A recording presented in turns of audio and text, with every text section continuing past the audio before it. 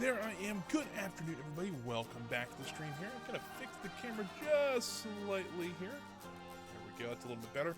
And welcome back to the stream here. I certainly hope you guys are doing great today because I'm doing pretty good myself. You can hear in the background, I've got Planet Coaster going. Park's still loading. That's why you get the intro music. But we're going to be playing Planet Coaster today. Got a couple things planned for us already. If you notice, the title of the stream did say Backstage Workshops. So I do want to work on those today as well. So there's a couple things I want to do back there as well. So if you watched last week's stream, you can kind of see we started on that area. And then it looks like the game's coming up now, so we can at least show you what we kind of did last week. So I do want to go ahead and pop over into the game here. So let me go ahead and hit F1. Then I realized that I've got the wrong capture on. So let me go ahead and just change that really quick so you guys can actually see the game. Would be pretty good if you could have that. There it is. Hey, there we go. So, go ahead and pause here. So you actually can kind of see what we did last week. We did this whole backstage area, pretty much this side of the road here. So we have our money room and our security office there. We do have our little bit of a junkyard that we started last time right in here. And then we have our landscaping area that we've been working on that I haven't really quite filled out yet. I didn't have too much time this week to work on it, but I'm hoping to get some work done on it hopefully sometime this week or weekend, or I might just have to do another stream that's just kind of going over some stuff like that. But today I kind of wanted to work on this area on the other side of the road here. I remember this was going to be if I remember correctly, this was going to be our carpentry shop. This is going to be our ride and automotive shop. And then this was going to be I think it was our paint department. It's kind of all right together. But before I forget, I do want to do something because we actually got another follower off stream. I'll go ahead and replay that one. So, just another Emily, thank you for following. I really do appreciate it. I'm pretty sure I know who that is, but you know, we'll keep it there. That puts up to 48 followers. So if you are new here, we're trying to get to 50 followers. Since I started streaming in February, we're trying to get to 50. We're up to 48 now. So we're trying to get there before the end of the year. We're a little tight, but I think we can still do that. And so what we're trying to do is, if we hit 50, we're going to do kind of a park celebration in Planet Coaster. Do a fireworks show, do some, actually have like a festival in the park for 50 followers. I think it'd be kind of fun, kind of neat. And just spend a whole stream kind of decorating, things like that. And then I'll figure out how to do the fireworks. I've never done them in Planet Coaster, but I will figure out how to do those, and we'll have a little fireworks show, even if I have to record it, because I know this game's a little laggy. How it is now. So we'll see about that. I really do want to do that hopefully. If we get it before the end of the year, it'll probably be early next year before we actually have this celebration, but I still think it'd be kind of fun. But today, let's actually work on our workshops today. So we'll start with the carpentry department, because I think this is going to be kind of easy. Essentially what I want to do is create just kind of a basic building, because of the L shape here. This will be kind of the front, have some windows, probably maybe just a small office, technically, area here. And then this will be mostly the workshop in the back. We'll have a garage door here so they can get in and out. And then we'll have a little alleyway here, probably where trucks can come through. And then we'll have a small lumber yard back here where they would store the lumber, things like that. I've got a hang now. It's been driving me crazy. There, I got it finally. So, let's get working on this. Now, these buildings aren't the most, they won't be seen very much. I mean, unless you look over here from like Shockwave or something like that. So it's not the most imperative that we get these like 100% perfect. Fair. But I think we can at least do a good enough job. We can tell exactly, these are actually going to be our buildings here, and we'll put signs on them because for some reason they always have these huge signs telling you what they are, and I think it's pretty funny. Let me turn this down just a tiny bit there. So, I don't know how many people have actually gone behind the scenes of any amusement park. I mean, I used to work for Cedar Fair, so I was in backstage areas quite a bit, but I've also had the privilege to actually go behind the scenes of the Magic Kingdom, and a couple of those shops behind there.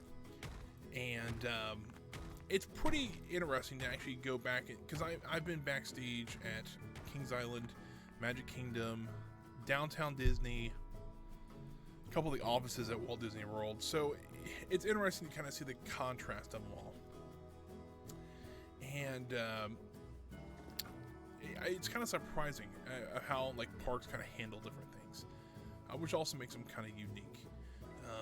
Because I think I told the story last time of how I visited, actually got to go through the part where they store all the Christmas decorations when they're not using them. That was pretty neat. It was actually a different experience than when I'm, than going to a park or something like that. So, it was, that was fun. But the reason I want to tell, there's a story I wanted to tell that my dad reminded me of this week, and I think it's hilarious.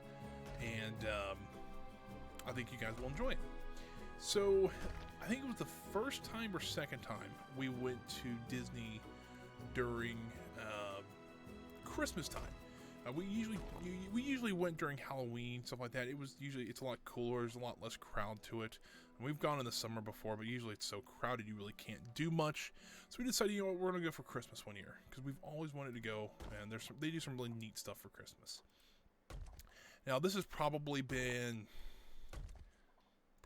3 years ago, maybe longer than that. The reason I say that is that this was, if I remember correctly, the Backlots tour was still going at MGM Studios. This story took place in MGM Studios, by the way. The Backlot tour was still running. The Streets of America was still there.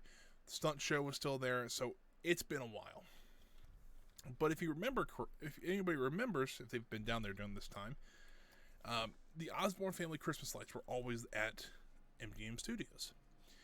Something neat. It's a huge light display around the Streets of America, and we finally got to go see these things. And my dad, in kind of a funny fashion, we actually we kind of did something similar to that at our house. And don't get me wrong, it was nothing like that. I mean, we probably put maybe 2,000 lights out. I mean, it was still a lot of lights.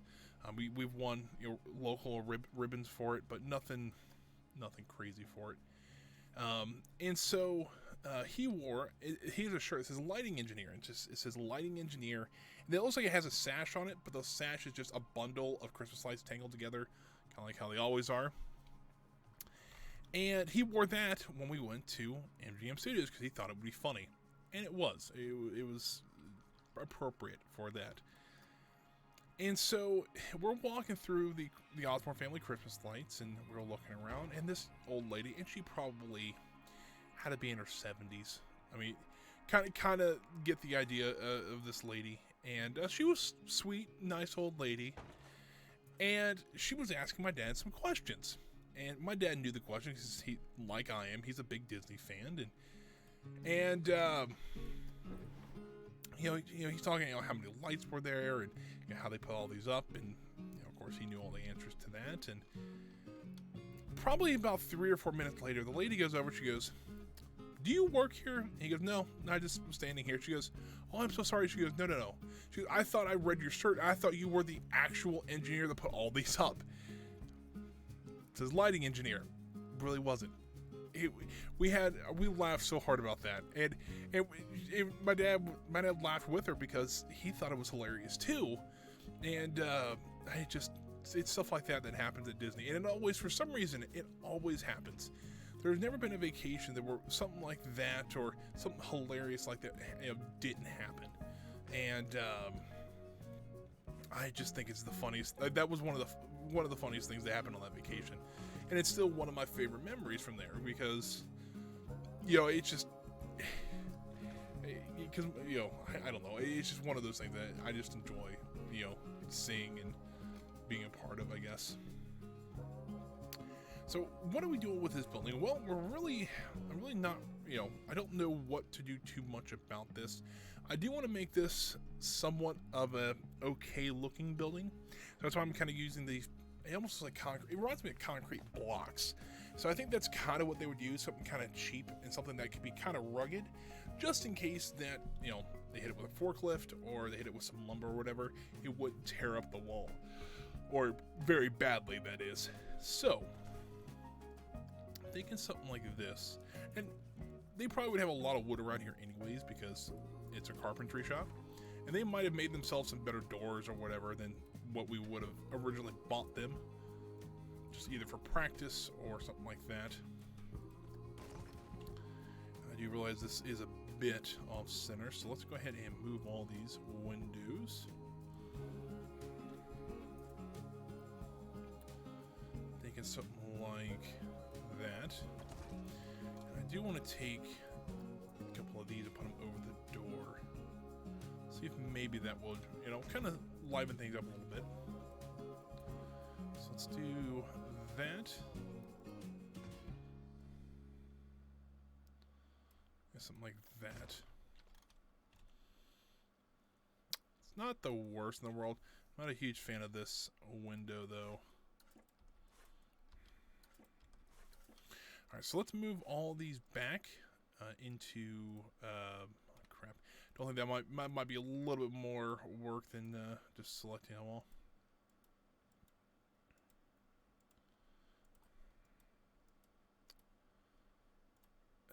Let's see here. There's that.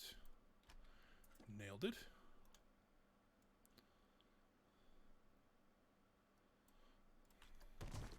So essentially what I've kind of got planned, kind of the idea I have at least, is I want to create this as like a 6 meter tall and then move down to a 4 meter. So it's a little bit of a tiered system, or a tiered tiered building. And honestly, when you're building something like this, it's actually not the worst idea to actually have kind of 2 different levels. It provides you with a little bit more interest in the building.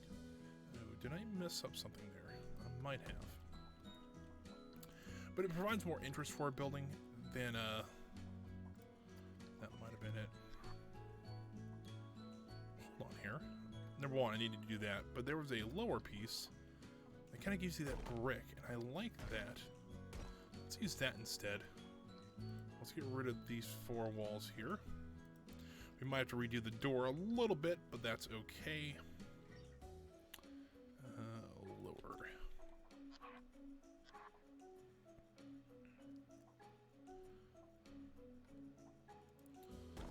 Because, I mean, that's one more piece of detail that we don't have to do later. We don't have to add, like, a trim around the bottom here, and it's going to help us a lot. There we go. Now we do notice that the door is a little bit off there. What I'm going to do is slide that out there. I mean, I could do this. Let's see how this looks first. Okay, that's not bad. I can put a little bit of an overhang, maybe some lights or something like that in here, an awning. That won't make that look that too bad. But yeah, I think I like that trim a little better. Kind of breaks up the wall here a little bit. Kind of makes it look a little bit nicer. Alright, so essentially this is going to be how the first section of the building is going to go. And essentially I figured this would be kind of the office, the design room, things like that. They'd have maybe some meeting rooms and a break room in here. And we can rotate this, so this will be the main part, and then we'll do the workshop, kind of where they'd actually cut the wood, measure it, and turn it into whatever.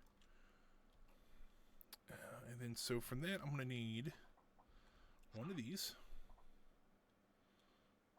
Although I do realize it does not have the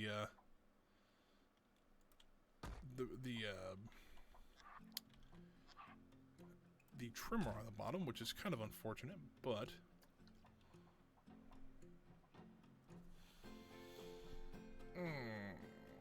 You know, if we're going to make this workshop open, which I did plan on doing some interior details with shops like this, we could do something like that. And if I did that, I'm going to change every window in this place, but I'd be willing to do it. Essentially, I'm going to rip down all these windows.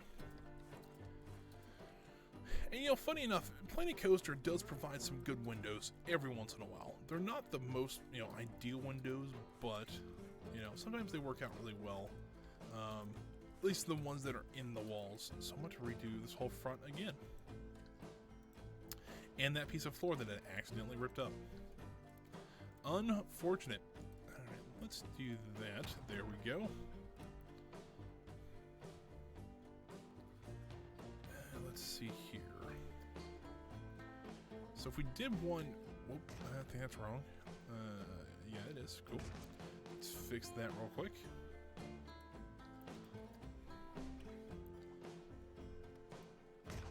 So if we did something like that, so one end would be over here. We do one on, actually do one on each end. That wouldn't be the worst thing in the world. And then we keep that one there. We need to get rid of that one though.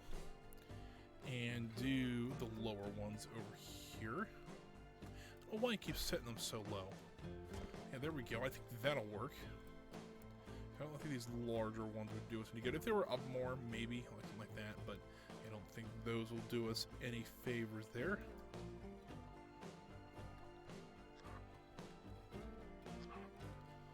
You know what? Hold on. What if we did something like this? Oh, game saving.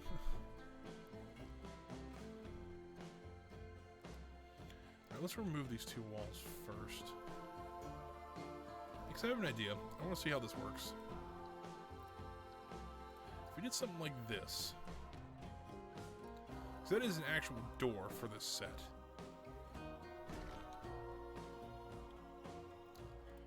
Would we prefer something like this?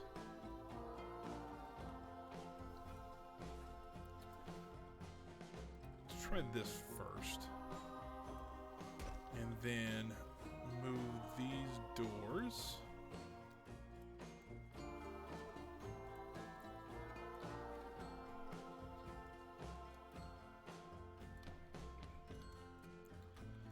And line them up with this. Did I accidentally duplicate them? Is that what I did? Maybe not. I don't know what I don't know what happened there, but something did not like it.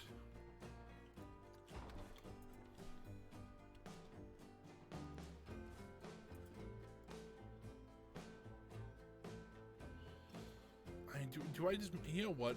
Hold on. Let's do this. Because we can make these look like our doors. So I think that would actually work out better. So let's raise that up just a little bit here.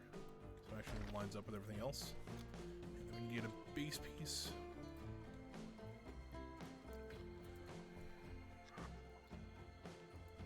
And we're about to kind of crush in that door a little bit.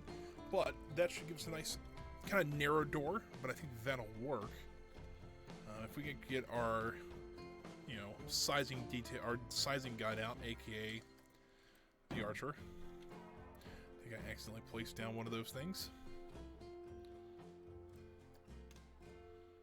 I mean, it's not too tall. I mean, ooh, it might be a little tall actually. You know what? We can always fix that though, because take something like this.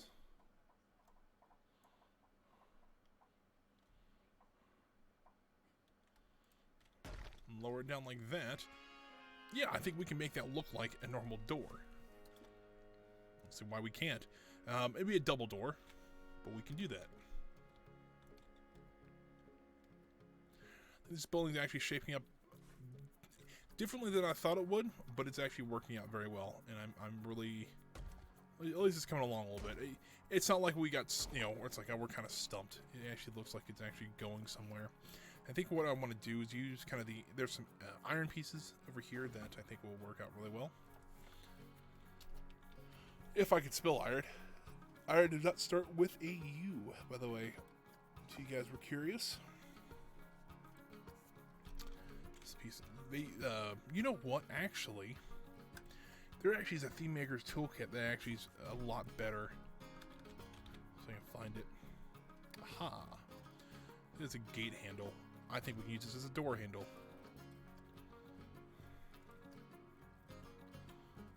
Alright, so something maybe like there, and then we need to move it in just a tiny bit.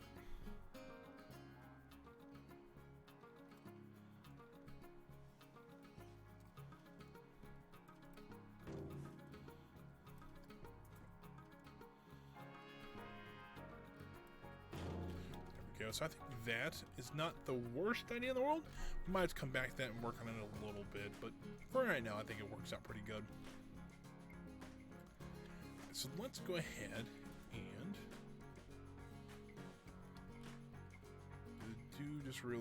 did just realize that that whole wall is completely wrong. So let's fix that really quick while we're thinking about it.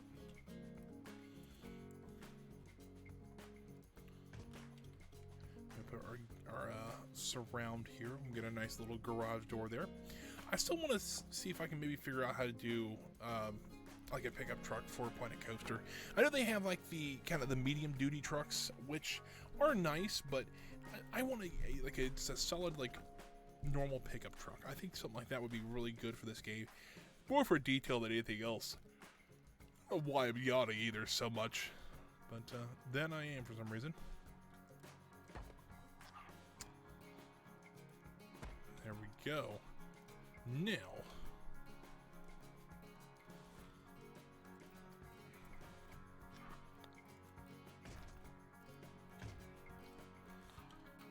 one more here, and there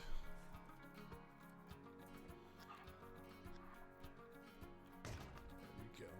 I think now we can kind of get the idea of how this building or kind of how I want this building to look. I think it looks pretty good so far. Let's see here. Let's do. At this point, I'm kind of eyeballing, see what kind of looks good. 2 there. And we'll put 1 on the end here.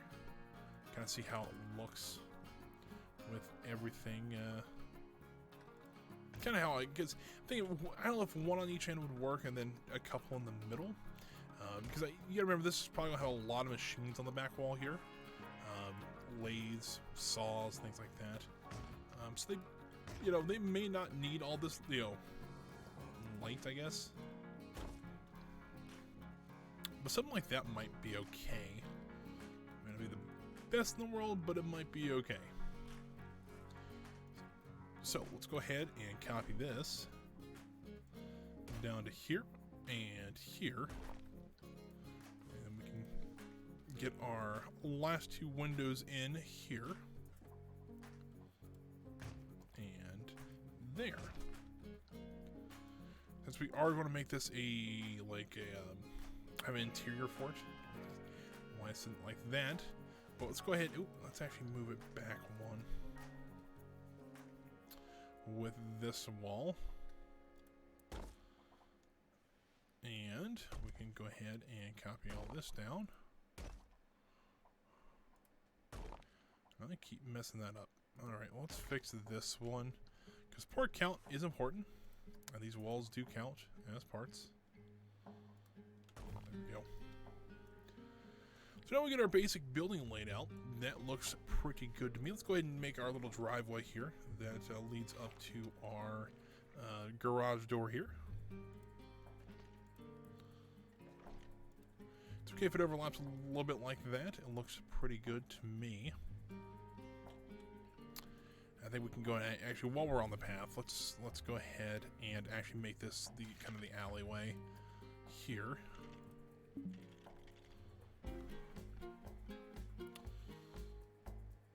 It's gonna be finicky for me at best.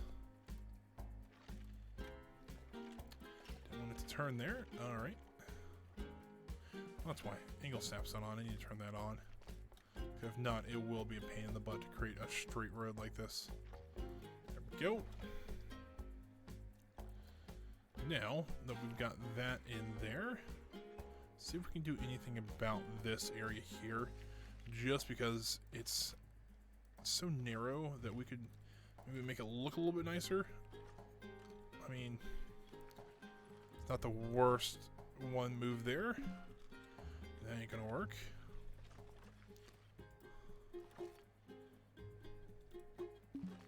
That didn't work. Sometimes you just gotta play around the path and see what they'll do. That also didn't work. Alright, well, if that's what we have, I'm okay with that. I mean, it gives you a pretty good area. You could probably park a couple truck or two here. One of the smaller, like landscaping trucks like that. and then easily be able to get back here with a lumber truck or something like that. Excuse me. So, you know, I might have this door partially opened, just for the fact that it's going to take a lot of, you know, to fill this area would take a lot to actually kind of make it convincing. And I don't know if it's like, I really am starting to get concerned about part count, just because we're already having a lot of issues with lag, even with the game paused. Now, I did turn the graphics down, things like that, so hopefully that'll help. But you know, I'd rather, if we need to come back here later and add more details, we always can. But for now, I think I'll go ahead and kind of black out the windows. I'll put the garage door down, or mostly the way down, just so that we can say, yes, we do have interior space we can use in there if we want to come back and add some details later. And I have a feeling that we'll need to we go look on the workshop for a little bit and look at some blueprints for things like lathes or bandsaws, stuff like that. That might help a little bit as well. But maybe that's just me.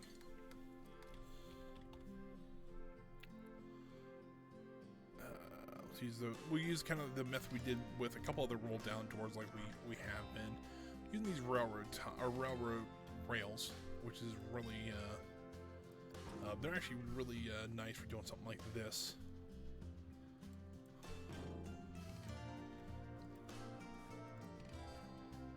Well, oh crap! I'm not part of the group there. We need to do that. Add that to the blueprint and edit. I do realize that the scenery pieces inside there won't be. Then I can just go ahead and delete them later and not be too concerned about it.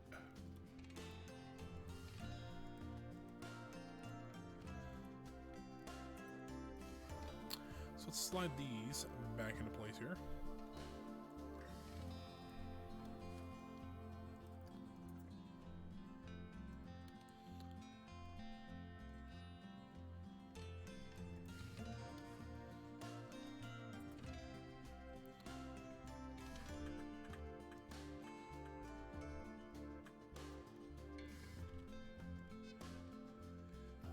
Let's see if we slide that into there, and then slide that up into there.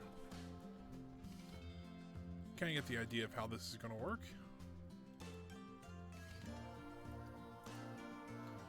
Go ahead and duplicate all this down.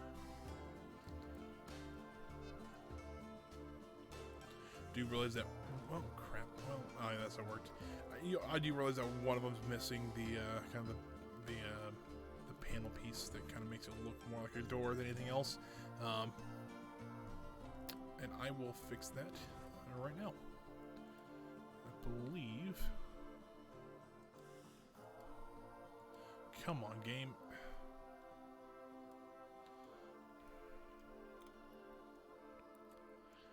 This is not the easiest thing in the world, I'll be honest with you.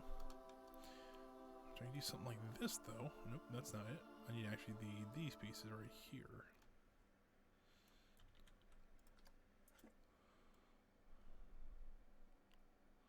There we go.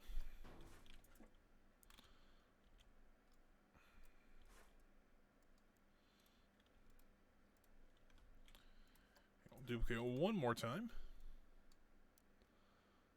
And there we go.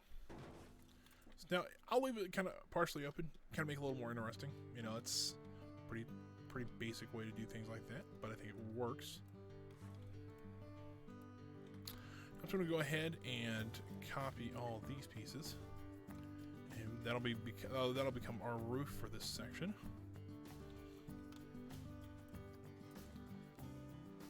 Raise that up just a little bit here. Now I do realize that it is sticking out all the way around, so what I want to do is do a very simple thing, is take all these,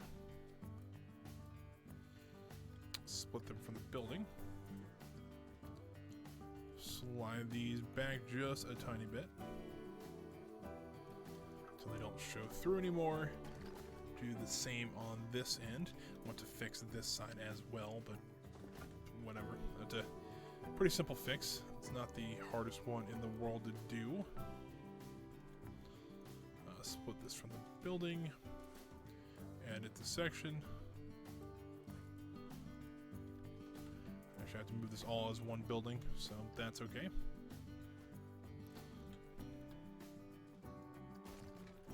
There we go, and then we have 2 more to fix up here, then we gotta do that side.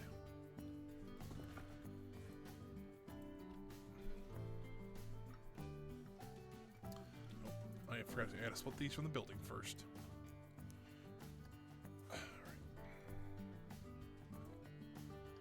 Come on, game. There we go.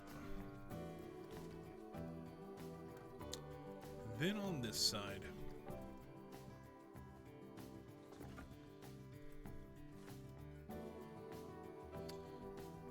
I want to split that from the building. Enter that way. Slide these back just a slight tiny bit. Now on this one, I'll have to edit the building. Split this one from the building. And then slide this in just a hair. And then do the same on this end. That should fix our roof then. But, I don't know if a lot of you may know, some may know, some may not. That's not an ideal to keep just as a flat roof here. You want to add a little bit more detail to it. And I think the best way to do that is we're going to add just another, well, I think it's a layer of wall around here, just maybe a ½ meter high. Let's go ahead and go into the walls. Let's grab a 1 meter tall one. And only use half of it. You realize that is the wrong color, so let's go ahead and get it into the right color. There we go.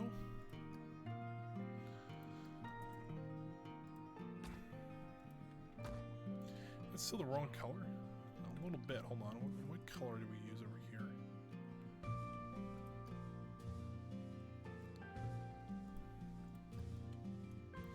I think what happened was that our main building, we used one color.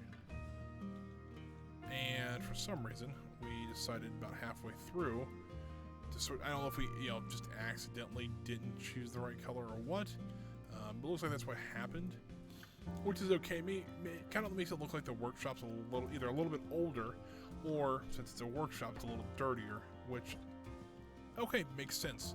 If you worked in a park like this and you saw, oh, that's the carpentry shop, and this is actually, this is the office, and then this is the workshop itself, it would kind of make sense. Like, oh yeah, that's going to be a little dirtier than an office would be.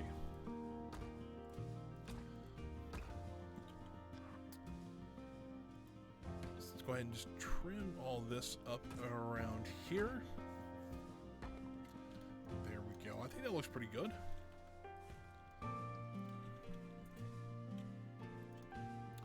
Forgot to do this roof piece right here, so we need to edit that real quick.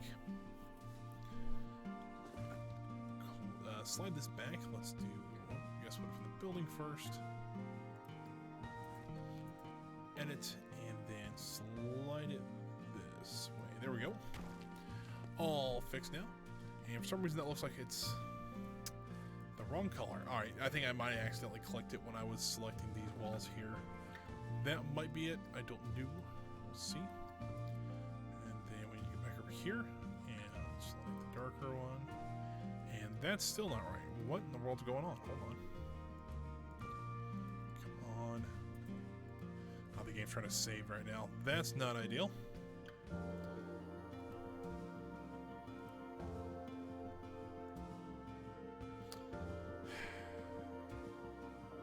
These autosaves are starting to get to the point where it's like, alright, this is getting a little bit much.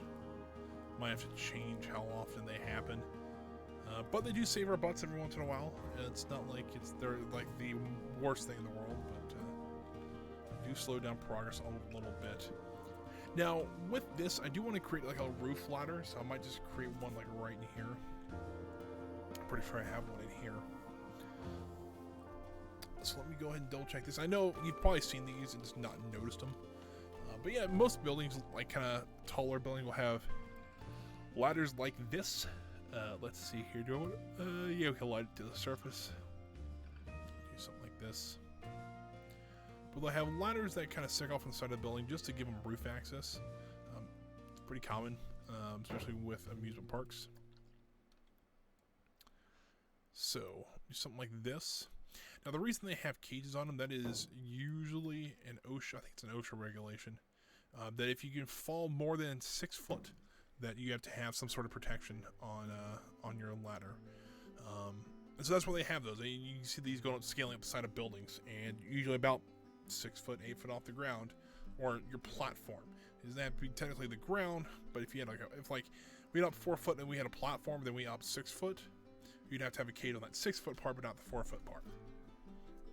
Why it is, not really sure, but that's kind of, I guess, the rule of all that.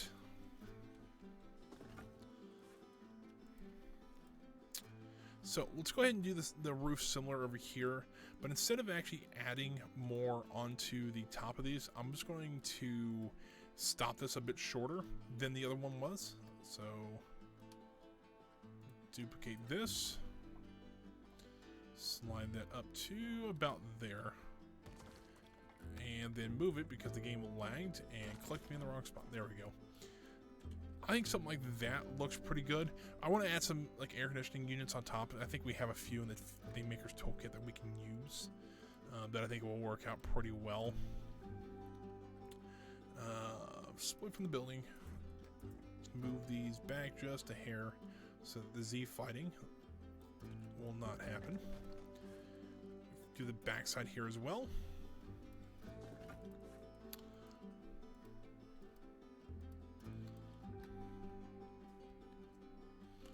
Come on. Split from the building. Duh. I don't know why it's like that. This is not working. I have no idea why. And it's like, oh yeah, by the way, you didn't do that. Alright, well, fair. So, now we need to do... We'll need to split one thing from the building on this side. Split from building. And then we can move it now independently. There we go. Couple more. I think we gotta do all 4 corners then, and then I think we'll be done with the roof here. We can start working on the kind of the details for the roof and things like that.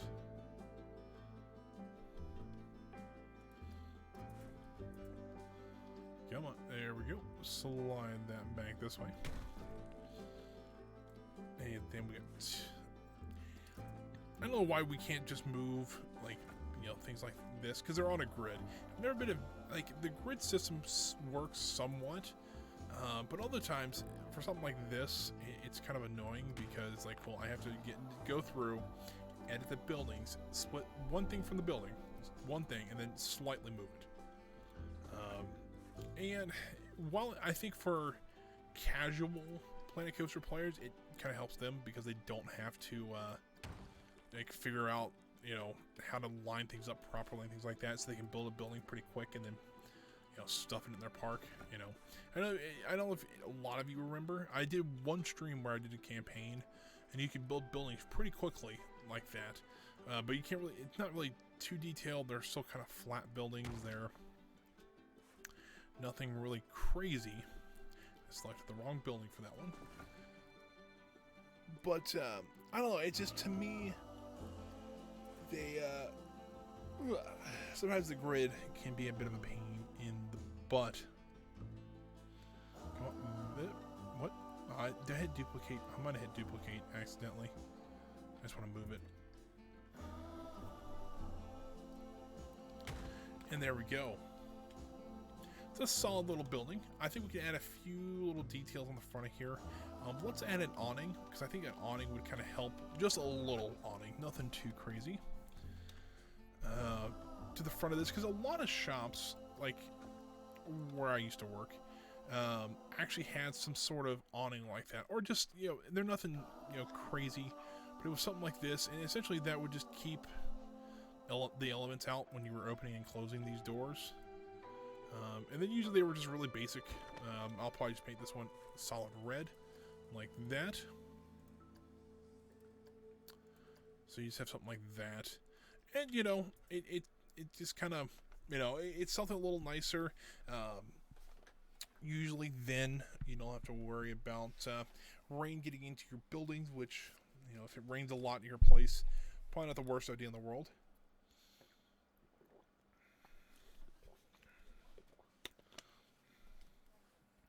Alright, so some roof details, because why not?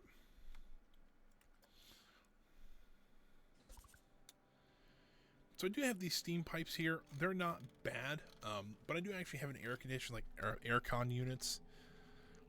If I can find them, they're like the actual like vents themselves. They're a little bit of a pain in the butt to work with, but I think we can use them pretty well, pretty effectively. I think would be work. Let's see here. A lot of merchandise, a lot of just different things that I collect. Like, if I find something that I think, oh, that'd be useful, I'd select it, and it's very possible I just never use it in the park, just because of the fact that I forget. Number one, sometimes I just forget I got it. That does happen. And other times I'm like, oh, this looks neat, and then I realize it's like, it's not as good as it looked.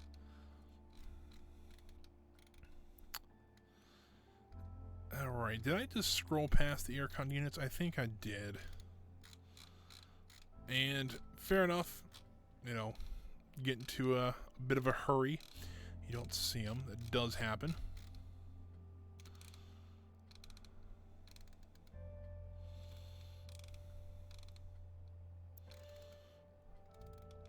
Alright.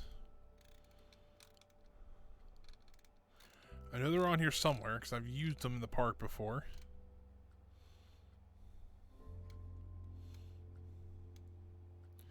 I mean, there's some exhaust fans, which I don't really think that would kind of fit in with this building. Hold on, I just saw them. The reason I say they really wouldn't is the fact that the ones they have there looks more like something you would see in like a like a restaurant for venting, like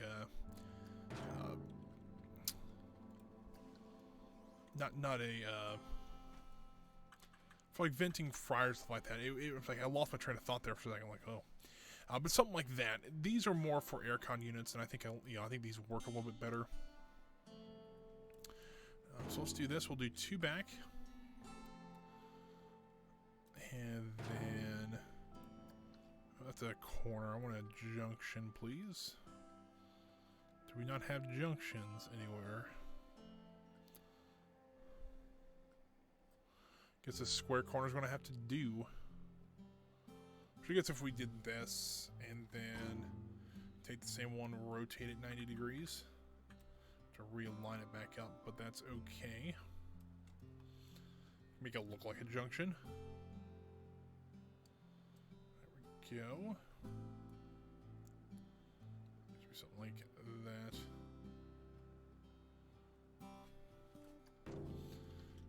And then we want to run, essentially I want to do this again. Hold on, let me actually get a group for these going.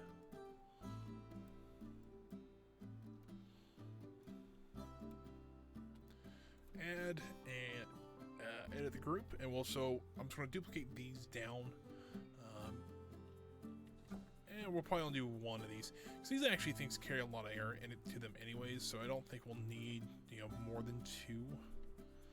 Place them down here. The Maker's Toolkit, and we'll scroll back down to them.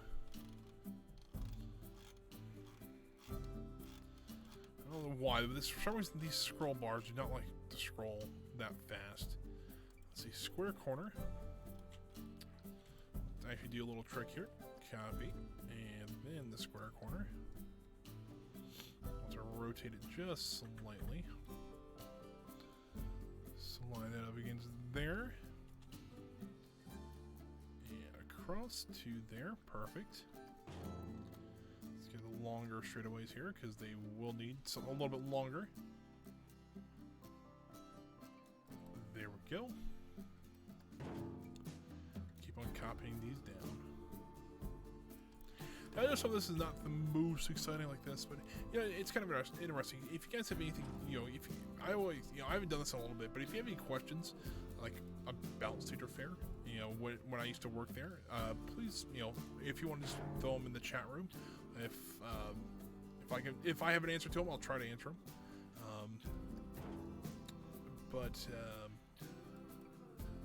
It just sometimes, especially with these things, like you want to do them because they'll make it look good, but it's going to take a while for it to look that good. I noticed that these are a little bit off, so I'm going to have to move all these back just a little bit. That shouldn't be too awful bad, but we'll have to do them real quick.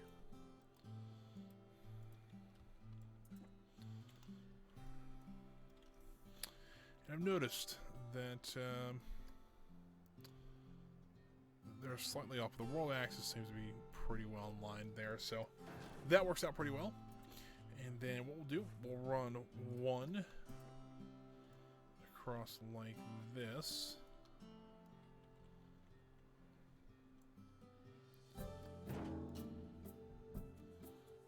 Cut through the building just a little bit, and then have it turn down. And then create one. We'll just do one in. So it looks like there's just one that just dumps air into the workshop, which probably wouldn't be the worst idea, since it probably would get pretty warm in there, especially if it's not insulated properly. And a lot of these garages, you gotta remember how big some of these places are. Sometimes they're not properly insulated, so they probably get pretty warm. Or cold, whatever time of year it is. Alright. I think it looks pretty good. Just a little more interest. It looks a little more industrial. And these buildings aren't supposed to look great. They're lumber shops. Or carpentries, we want to call them. Let's actually grab a truck here, and we will go ahead and move one of these just down there to have something. Have it actually looks like maybe lumber is down there working on some stuff. Nope, that's not it.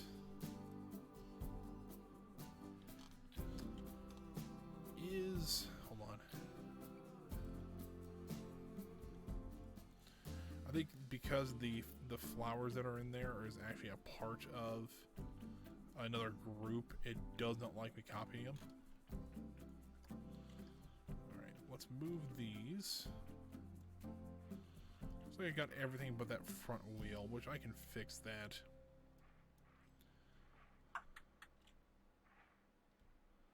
Move it up just slightly here. There we go. Let's get the wheel back on it.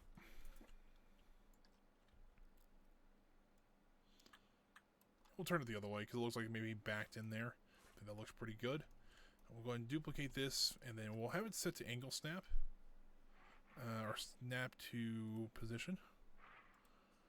That way, then it we know it's lined up and everything. And we can actually just turn the wheel slightly. And there we go. It looks pretty good. Let's actually change the color of the truck to maybe a nice dark gray. Maybe black.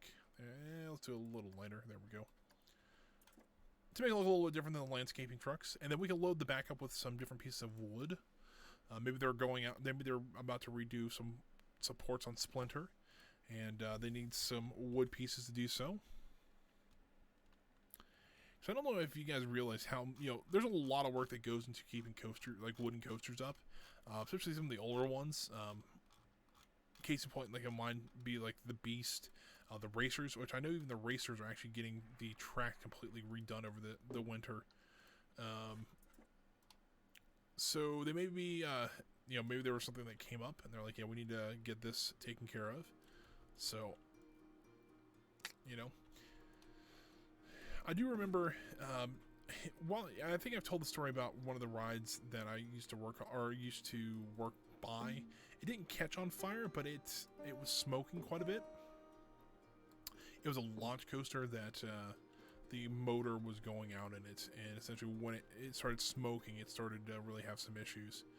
But there was another time that another one of the rides at the park that I used to work at called Kings Island. I think we said that before.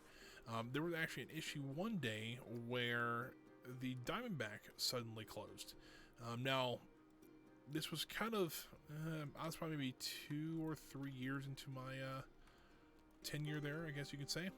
And for some reason, it just closed down, which is a bit of an odd thing. Usually, they didn't give us a reason. Usually, something like that happens. You know, they're having electrical issues, they're having vehicle issues, something. They tell us something, and they didn't. And that was kind of odd. I'm actually going to move the chassis of the truck up just a little bit, or at least the bed, so I can get a hold of the wood pieces here. Alright. Alright, second thing. Let's move the entire truck so that I can actually get to the wood pieces here.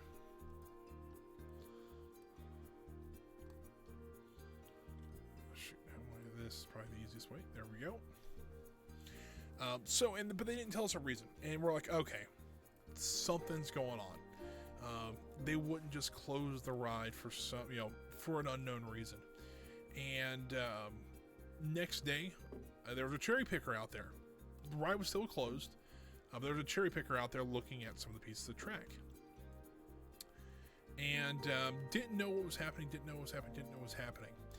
Guy I know, he actually worked in ride maintenance. I went over and talked to him, and he goes, yeah, what happened is one of the turn sections, I don't think it was actually on the ride. I think it was actually it was on the ride, but it was one part that wasn't like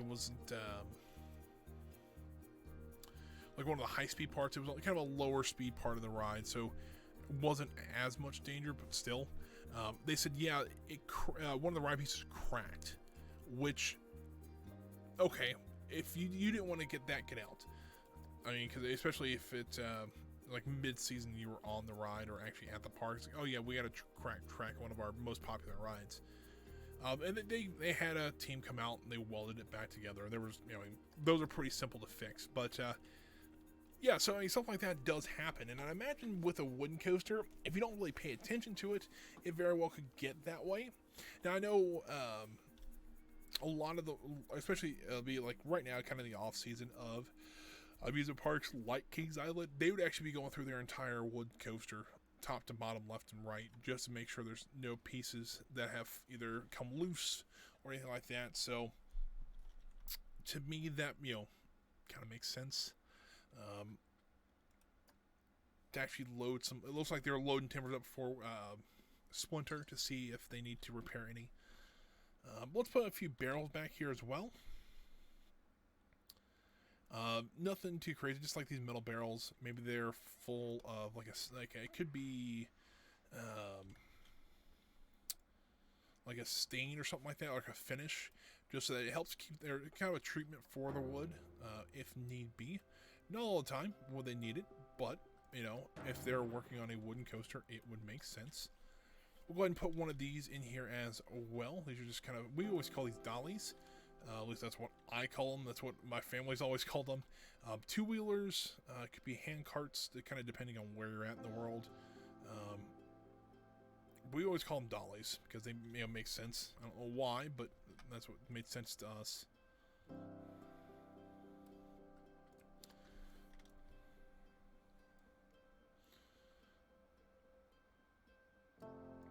There we go. So yeah, I think that's a good little work truck. Nothing too fancy, but they actually probably don't want to have the barrel sticking out that far.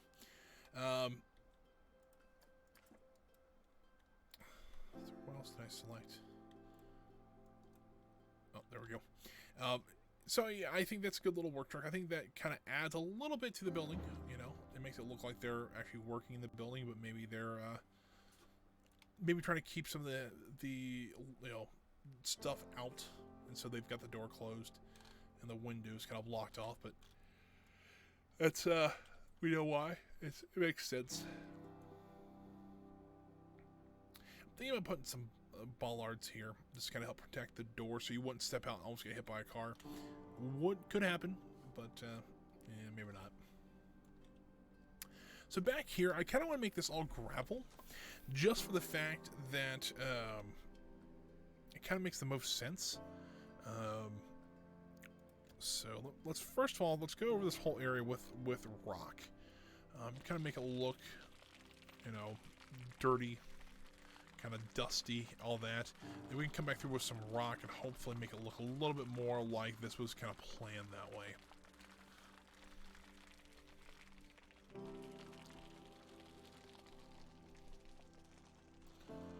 And we'll come out with a little bit of sand as well. Oh, I said a little bit of sand. Kind of on the edges here. Make it look like a little bit lighter. Show around the path here, and then we'll go across kind of like this. And we'll do a few streaks in the middle here.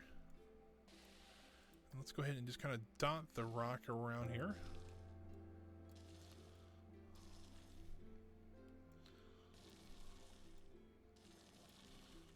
Do a little bit more of the tougher stuff around here as well.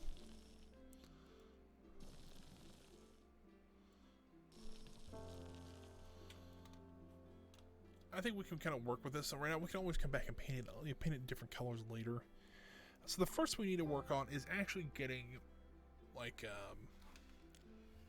because if you've ever been to a lumber yard, some people have, or get a Home Depot, you know that they don't keep lumber just laying around. They actually have it on some racks, and so I think something like this, like back here, we can put some wood. Probably have maybe 2 aisles of it.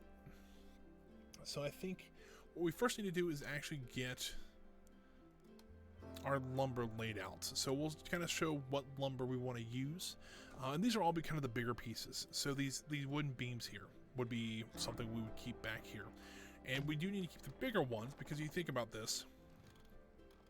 If you have an 8-foot beam and you need to make 2-foot beams, you could take an 8-foot beam, cut it down to size, and then you'd have 4 2-foot beams, or if you need 4 foot, 6 foot, whatever.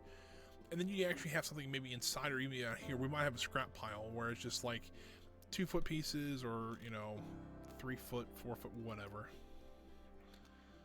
So I do want to keep a couple different versions of each piece of wood, just so that we have, it looks like we've kind of got some ordered and ready, or something like that. I do want to actually paint this into more of a brown color, just so that we can make it look like it's actually kind of freshly milled timber, like that.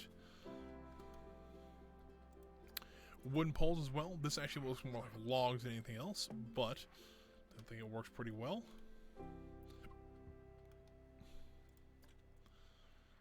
And that's a grid piece. We can't really use that one. This is what I'm thinking of, because we use a lot of these in the park, so it makes sense we have a lot of these in the back lot. So we have these. There's another. I actually want to put some planks back here as well. Now you might be thinking to yourself, that kind of doesn't make any sense, but while we can't make our own planks, I mean, I imagine we can. Do we have the planks back? Is it in here? I don't. Maybe. Those are more the warped ones. The Haunted Mansion ones I think are better wood pieces, like wood planks.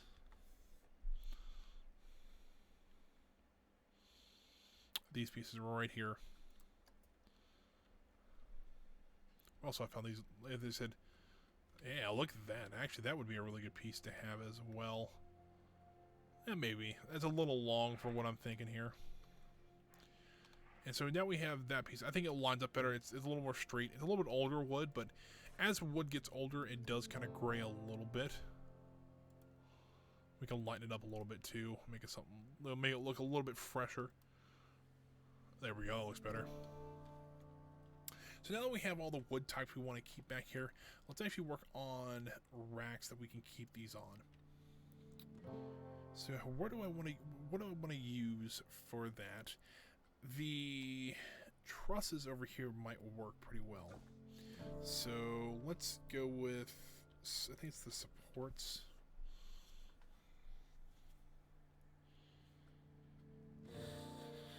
Something like this might work. We'll see.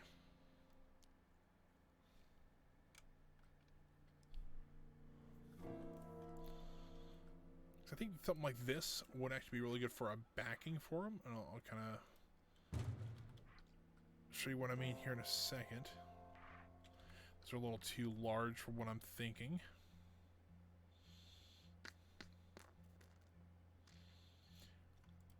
Or if the arrow trusses aren't over here anywhere. They are.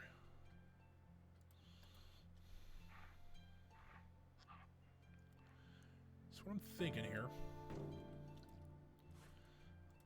Number one, these need to be in a group together so that we can edit them pretty easily. First thing though, I want to actually paint them into the right color. Or is one of these not colorable? Oh, they both are. They just didn't like to be colored together. Alright, well, that's unfortunate. I want to be this bright orange. For some reason, that's when I see these things, that's what it reminds me of. Just bright orange. Actually, I want to put something. Is this pole going to work? Because it takes me right to the workshop. Didn't want to do that.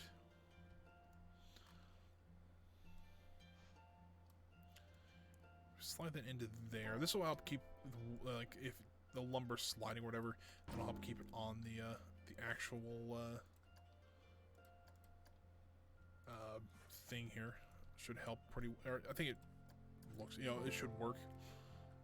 Did say should? I didn't say it would, but try to take a look at this and see if this will look like I'm thinking it will. So I will have to actually. I need to change this one out just because we're going to have to stack these on top of each other. If we have this huge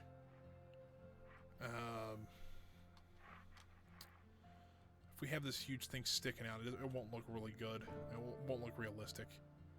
Something like that.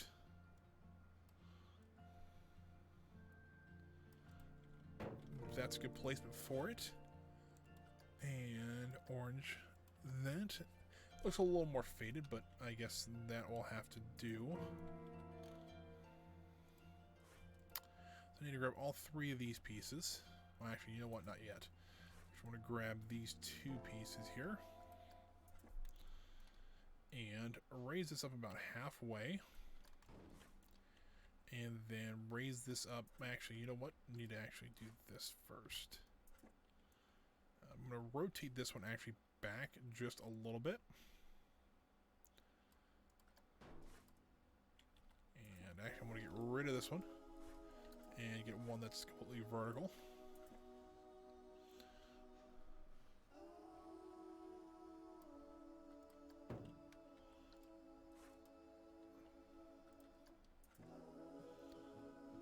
And then we do one more. Something like that.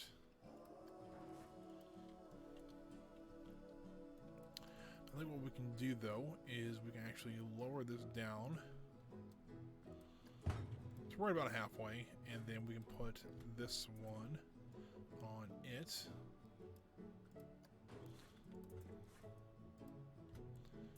And then do one more, maybe a little more taller. There we go. That's kind of what I'm thinking here. And so it looks a bit odd right now. Fair. But here's kind of the idea. So if we take this now and duplicate this. Thank you, World Axis, for actually being somewhat decent. If we duplicate this one more time here. We have this kind of framework now. Now if we were to, let's move from the building here. Let's take one of the 8-foot or 8-meter beams here. We slide this now. We can, or I'm hoping this will work. These are, that's actually about the right size. Slide that up there. Slide it all the way back. Now we can kind of stack these up onto here and not really have to worry about it. I think it looks pretty good. I think this actually, you know, works out. I think this will work, and we can store a lot of lumber, and it just doesn't have to be just lumber back here. Maybe the rides department needs to keep a couple of steel poles back here on this or something like that. That's kind of the idea. And then if you've never seen something like this, they can actually take these poles out, and then they can have easy access to the lumber, put the poles back in, not have to worry about it. That kind of makes sense to me, and I think this is what we're going to go with.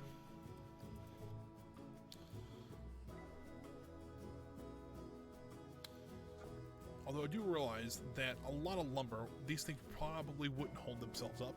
So we'll have to do something. We'll probably actually do this now.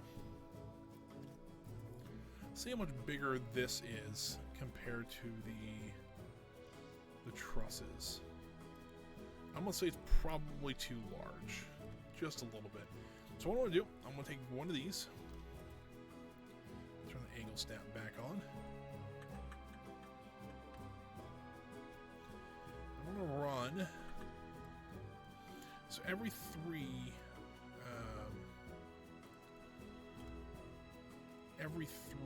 kind of sections here, I'm going to run one up. Which I guess kind of defeats the purpose of...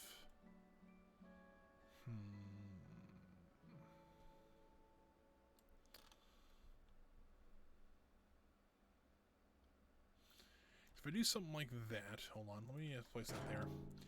Let's actually get these out of the way, well, not out of the way, but moved so that we can kind of see what we're doing here.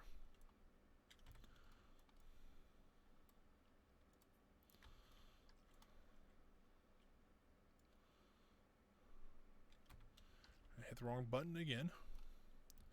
Just want to move these. There we go.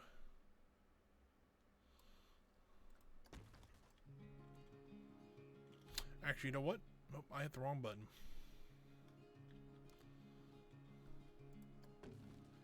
I have an idea how I want to fix this. Essentially, I want to double up this side part here. So I'm going to do something like this. Well. Right, why can't I group both of those? There we go.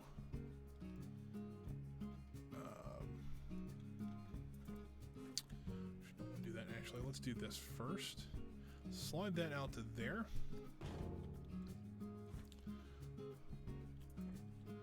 And then slide this to there. Now we actually have we have the clearance that we wanted, so that they can still move the lumber in and out. It's still a little bit of a tight squeeze, but I think we can still do it. And then now this actually has a little bit more support on each end here, that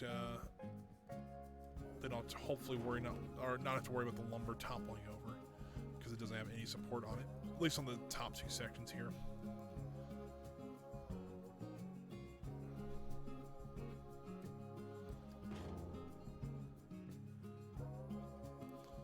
There we go, and then let's go ahead, copy these over to this area here.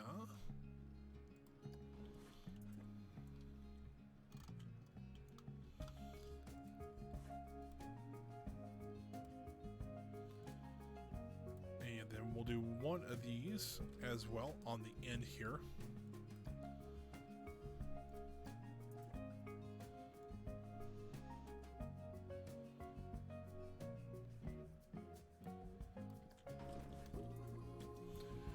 There we go. I think that looks pretty good. And it does look a little, kind of on the industrial side, but I think that kind of works. So what I want to do, I'm going to delete that one there. Now, if I copy, actually the other direction with this, then it's going to work. All right, so that means I need to come down here then, copy all this.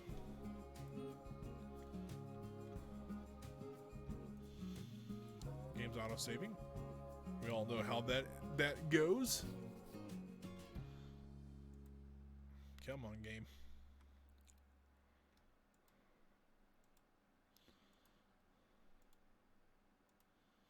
There we go. And then we're going to just duplicate this whole section down.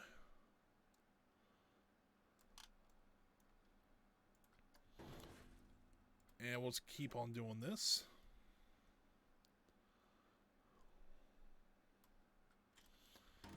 And I think I'll leave that kind of section open. Kind of makes sense a little bit just to have some open space, so that if they need to lay out something a little bit larger, say like a new display piece for the front of the park or something like that, they have some room back here that they can do that. Let's go ahead and rotate this back this way. Like so. So they have this room. We might actually have to build something like this. Maybe like a truss system or something like that they're building. Yeah, there we go. I think that looks pretty good. We can even put a roof on this and just do a basic one. Just kind of bring these up on 4 corners, maybe 1 in the middle or 2 in the middle. Just put like a steel roof over it so that we can have a nice... We might have to do that. I think that might be better. But let's get the wood stacked up at least. So let's, we'll do this in a group because I think that might be the best way to do it. Add that to a group and then edit. So we'll take another 5 of these.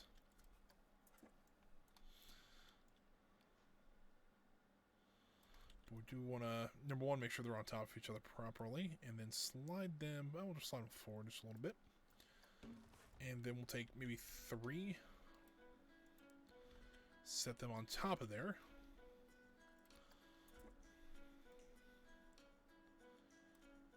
But, that doesn't really look too realistic, so let's, move one back. We'll keep this, we'll pull this one forward, and then rotate it just slightly to make it look like, maybe whoever set it on there was not the best in the world. And we'll kind of do something similar to the back here.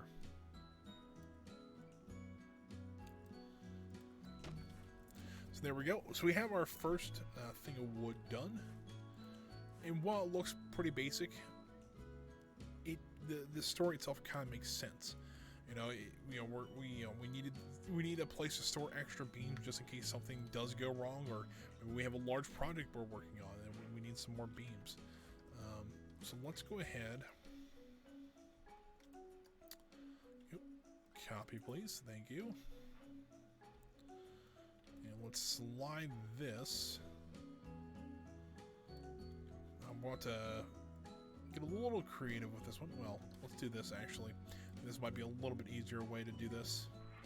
Put it on top here, and then we can kind of rotate it down and into place. So something like that.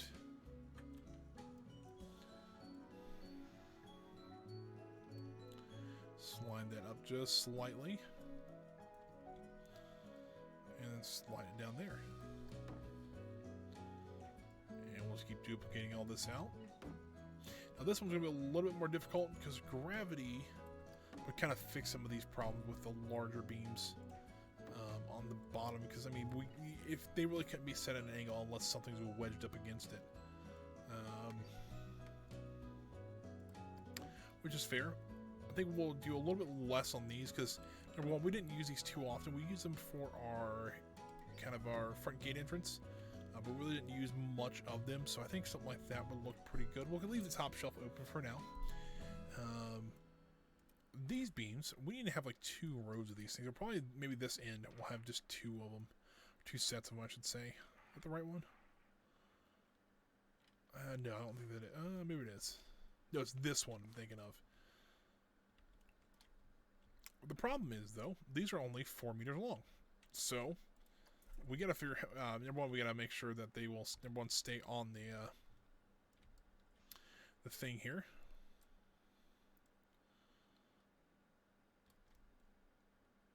So I think that works out pretty well there. And we'll do one more, like that. And then we'll need to take both of those. We'll add them to a group, just because I know this one's going to be a little bit larger. So I figured, do right off the bat, we can just get ahead of it and not have to worry about it.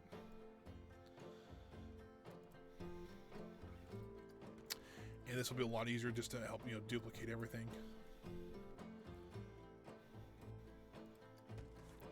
Because these pieces we actually use pretty often.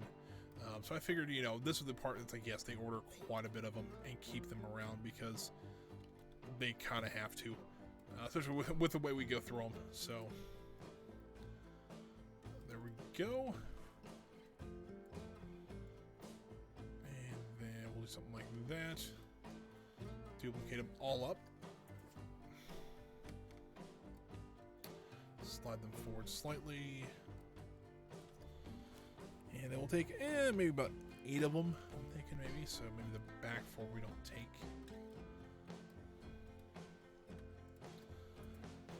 Copy some of these up here. Keep these towards the back maybe.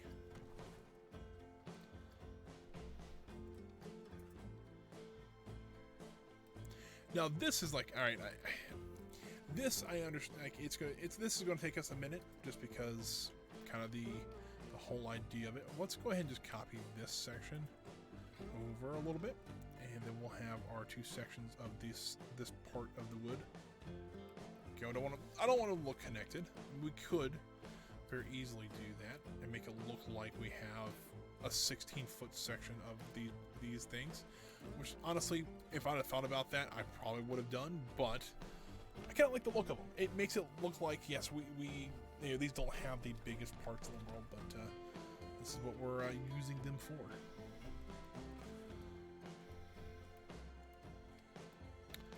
Let's take these 6 then. Hope I can kind of eyeball this, because I don't know if I want to start all over with these things again. Something like that would work.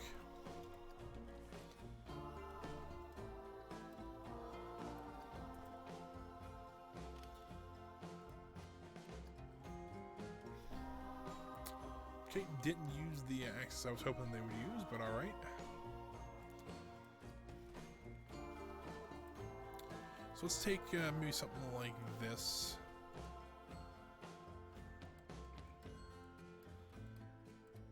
And copy these up.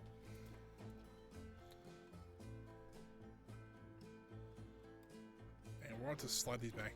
Because I do realize that that these technically would not be that far apart just because of how they're angled in there. Let's go ahead and delete some of we'll delete these and we'll kind of redo the top layer here.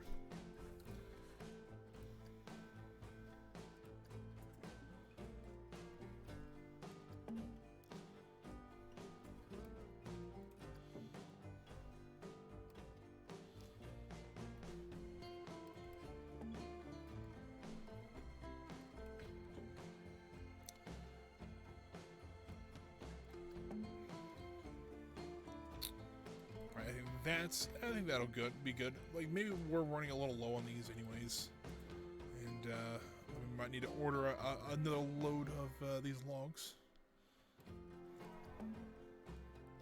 So we're running low. This is the 3rd shelf we're building of these things, so fair. You know, it's not like it's like a make or break kind of thing.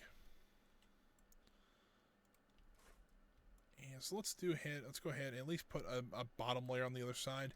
I think that might be kind of, I think that'll be good enough. Just kind of show that, yeah, we've been using these pieces of wood a lot, so that we might need to order a few more. I think this is starting to shape up actually pretty well. It does kind of look like a Home Depot. Fair.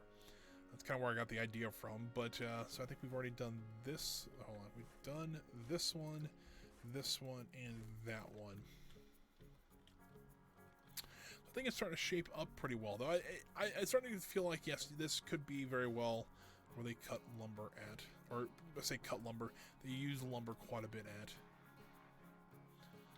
So this one we're gonna have the same issue, that it's not quite long enough. Let's see. It is only about half the width of these things, but that's why I do have that middle bar there so that we can still use these pieces. Now this one we don't use very often, so maybe we only have this bottom shelf of them.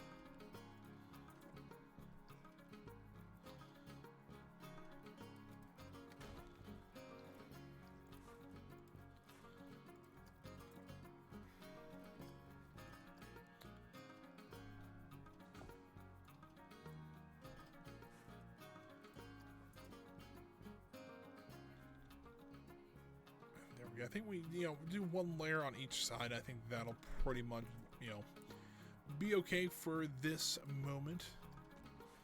We might even now need to do a full, do like that on the other side. Something like that. Let's see if we can maybe slide that in a little bit more. I think that works. And so we got, what, 2 pieces left? Not bad. Now these we do use rather often. Just for the fact they are one of the few round wooden pieces.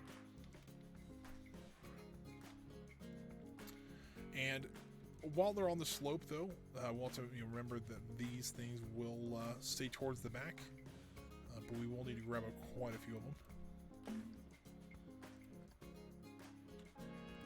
So even as path decoration, these things are actually useful. You cut them down. I think they have the half-meter sections with these, and you actually can use them as like they're not curbing, but they look like wood, like old wood logs that you kind of cut and then put next to the path. It makes it look really good. I think we used that for Thunder Falls. I think we did that on part of the section for that. I know we actually used it for the bridge section going over the ride the first time for the Q path. And then we used these logs. So they're pretty useful. A good variety use mix, I guess you could say, would be kind of the best way to put that.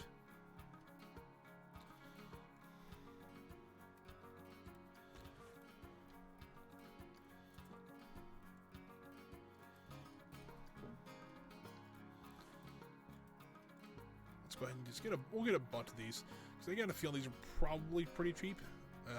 I could be wrong. But they don't have to mill them as much to actually get them to this state. So I imagine these probably are a little bit cheaper than the regular lumber, stuff like that. And we'll put a third row before we actually start whittling it down. These things are stacked up here.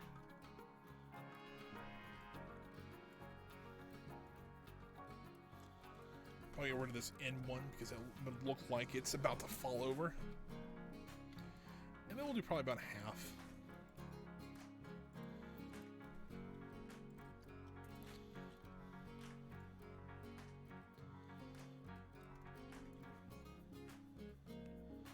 Something like that. Sure, not hovering or anything. Looks like they're not.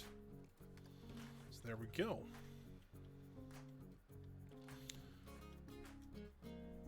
Alright, I'm actually kind of proud of this. I quite like how it's turning out. It's something different. It's nothing.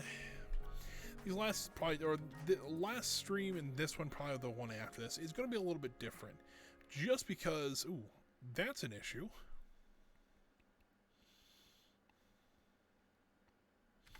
That board is not long enough to store on these racks. We'll do something about that, and I have an idea how I want to do this. So. Something like this. But it's going to be a little different, but yeah, it's something that people don't think about when they're doing stuff like this. And I've said that probably many of times before, and some people might be getting tired of that. But it's something people don't think about, and they don't build in Planet Coaster. And I don't think some people think that I think some people think they can do this, but why would they ever do this? Something like that. And I'm kind of giving reasons to. And maybe this is just me gonna want to do stuff like this. And if that's true, that's okay then. I am having fun, and from what I can tell, you guys are having fun too, or at least like watching me kind of mess up and having fun that way, and that's okay too.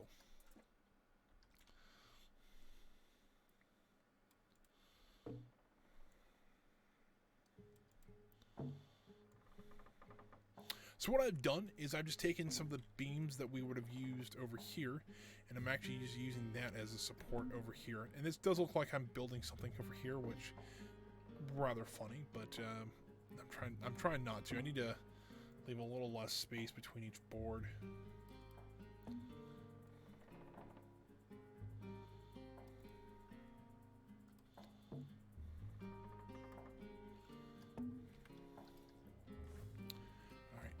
Let's go ahead and go back through, add all these to a group, because someone forgot they needed to do that.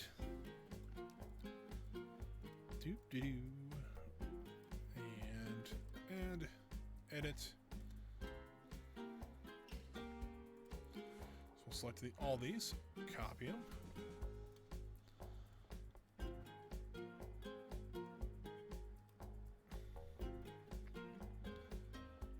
There we go. Keep stacking them like this. It should look pretty nice. I don't know if it'll be like a perfect lumber stack, but the game's trying to save again.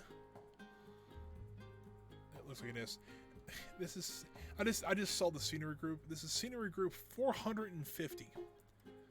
That's a bit bonkers. I mean, so there's how many? I mean, of course, one of it could just be like one piece, but I mean, that's still a lot of buildings. Or scenery group, I should say. Buildings be a little bit different, and I imagine they're probably just as high, if not higher. I know I said I had to worry about parts, but at this point, it's like, well, it's like in this case, kind of gotta make it look like you gotta spend some parts. I think this is a good way you can kind of spend parts and make things look a little more interesting.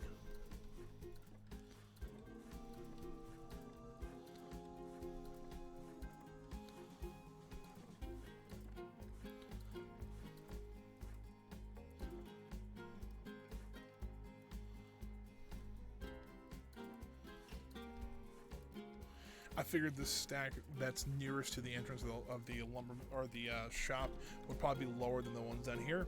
Maybe. I don't know that for a fact. And then let's go ahead and duplicate this. Slide that over to there. We'll actually rotate it 180 degrees just to kind of make it look a little bit different. I mean, we all know that it's, you know, a copy of it, but if we make it look a little bit differently, you know, just kind of rotating it, it'll still add a little bit more interest to it. Stuff like that.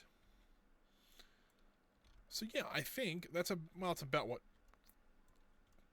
it's 2/3 of our lumber mill technically filled. I don't know if I want to do much more to that just because I don't, you know, I'm out of wood pieces right now, but I think that looks pretty good. It makes it look like, you know, we have a good stock of wood available. We might need I might put a concrete pad down very similar to what's in here. I'm kind of curious. This is building 313. It's not actually, I figured it'd be more than that, I'll be honest with you. But I think I need to take just a short break, just like maybe 5 minutes. So what I want to do, I think when we come back, we're going to make a concrete pad here. We'll make a little bit of a shelter, because I think that's probably the best way to do it. And then we can have we'll have a nice little wood or lumber yard here. I might do some other things right here, but I think we need to start working on ride maintenance. So I'll tell a few stories about that as well. So I'm going to throw the be right back screen, guys. I will be right back. Go ahead. I would ignore the tally there. It is 48 right now. So if you're curious at all, but yeah, give me like 5 minutes. I'll be right back. I'll leave you with some nice game music as well, so you can listen to that while I'm gone. And I will see you when I get back. Alrighty, everybody, I am back. Hopefully it wasn't too long. Yeah, we're just waiting with anticipation, I know. We are back in the game, though. And I have, while I was away, wow, my voice is decided to go nowhere.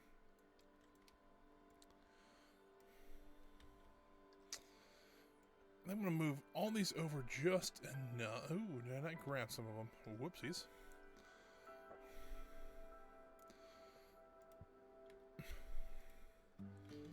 How much did I actually... Oh, crap. Alright, hold on. So I have an idea. I know we talked about building a shelter over here, and I think I have an idea of how I want to do it. So I'm going to move all this out first. So we need some more need some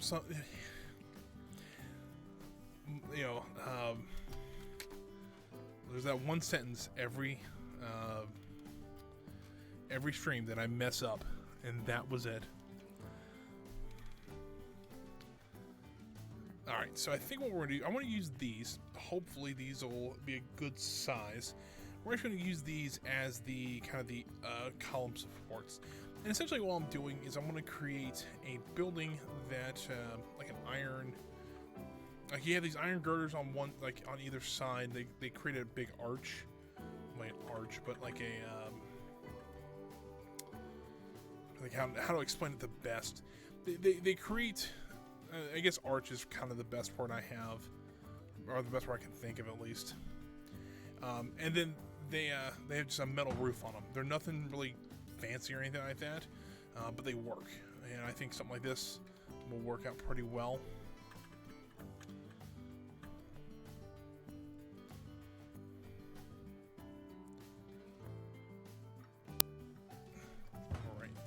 go. And then we need something that will arch between those two pieces. I mean, I guess what we could do, try to use the bigger one and just make one, you know, kind of make almost a triangle, I guess.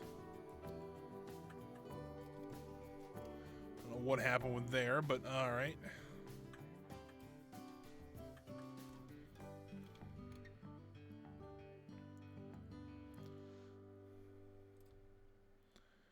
Well, let's rotate it up like 15 degrees. I think that'll work out for right this second.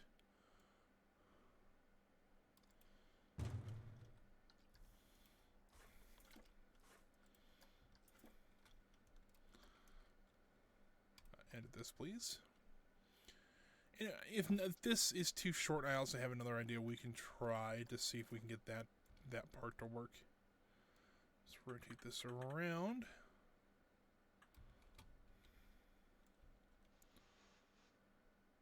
Oh no, that'd be perfect.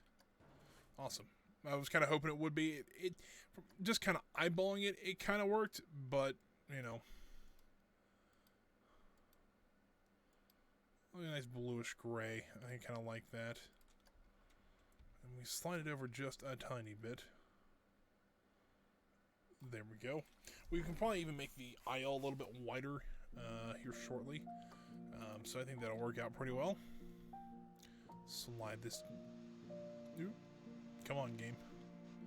There we go. Slide this down to there.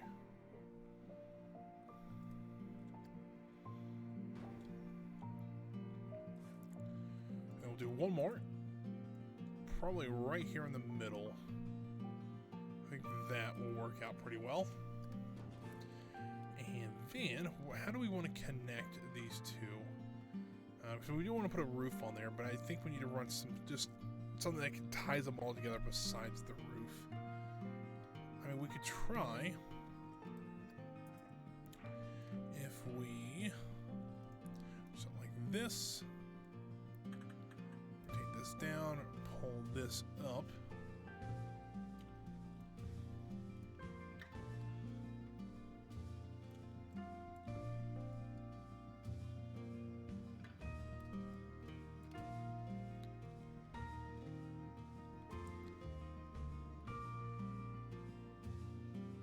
Even use this as kind of an end cap for the side. Can I cover up a little bit of that section there?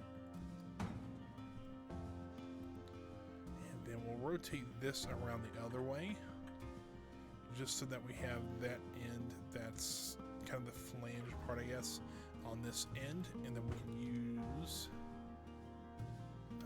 probably one of the smaller pieces for this. Hopefully we don't have to go too far over.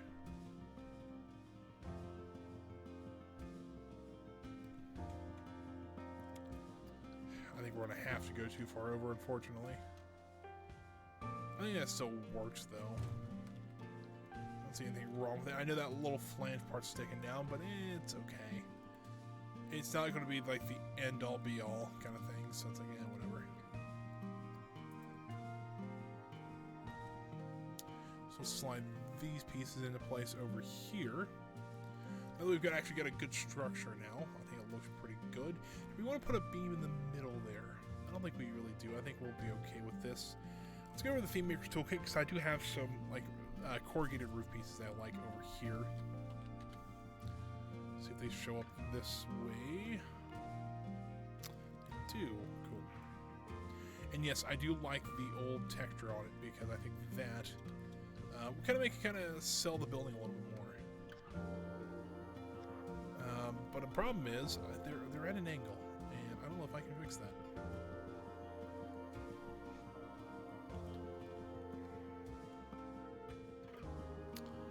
I might be able to. Let's see if we can maybe adjust this just a little bit.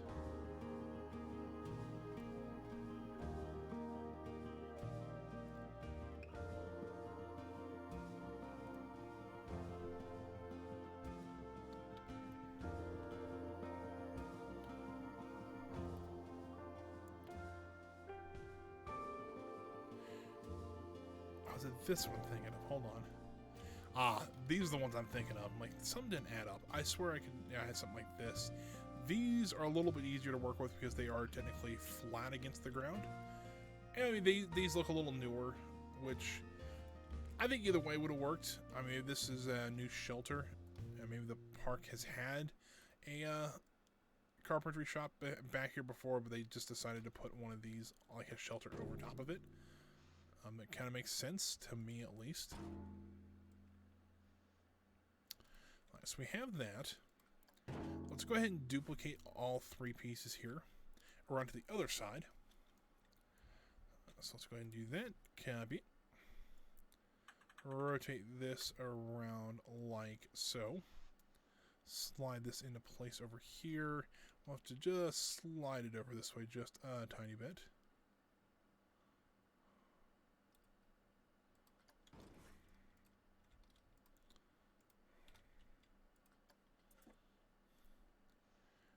And then we can just go ahead and duplicate this entire section, which, you know, makes this a little bit faster on me.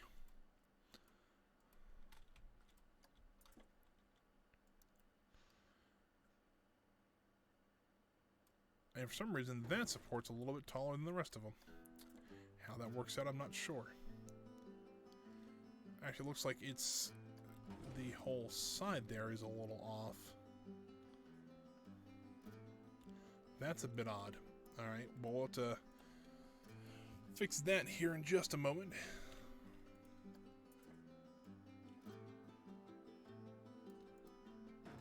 Because once you get down here, the whole side looks like it's off. The whole roof looks like it's off. Alright, well, try to fix that.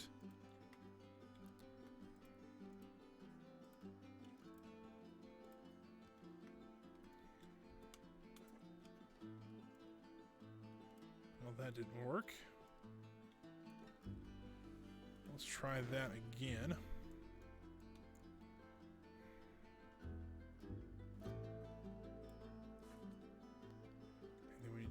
Take the supports out here.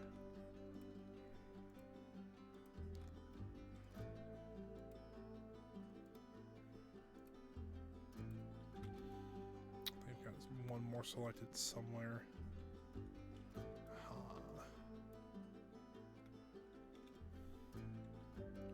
What do I have selected? Oh, this one? Oh, there we go. Alright, so what's the ones we don't have highlighted? Look, we have them all highlighted now, so let's move the roof just over to the left here.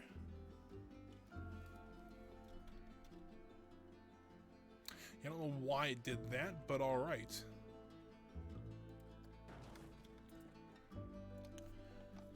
I think it looks pretty good, though. I think it serves its purpose of what it's supposed to do. Let's go ahead and put down our concrete slab down here, and then we can move this back against that building. I think that'll work out pretty well here. So let's go, we'll use the firehouse roof again.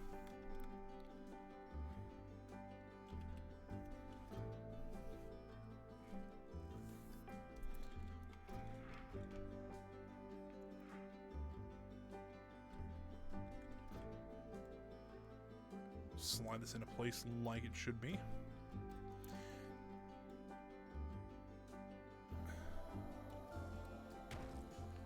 Alright, and I know that the ground's going to be a little bit off.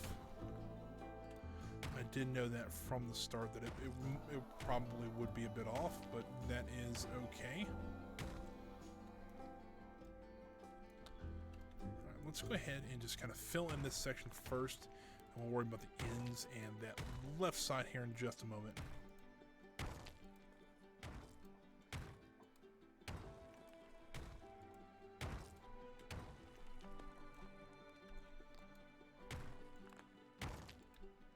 Alright, so now that we've got that done, let's kind of turn this down to see how far this would stick out. And that's okay. I'm okay with how far it is sticking out. What am I hitting? I'm going to hit some kind of soft. It was this earpiece from an old headset. Alright, so. Actually, that fits actually really well. Alright, well, never mind. I figured I would have to kind kind of finagle it in position there, but doesn't look like we'll have to, and I can just do it like this. And then I can probably just go ahead and move everything back over and call this area done for now.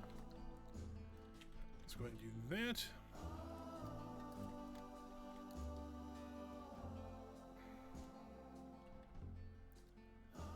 And we slide this just up against the building here.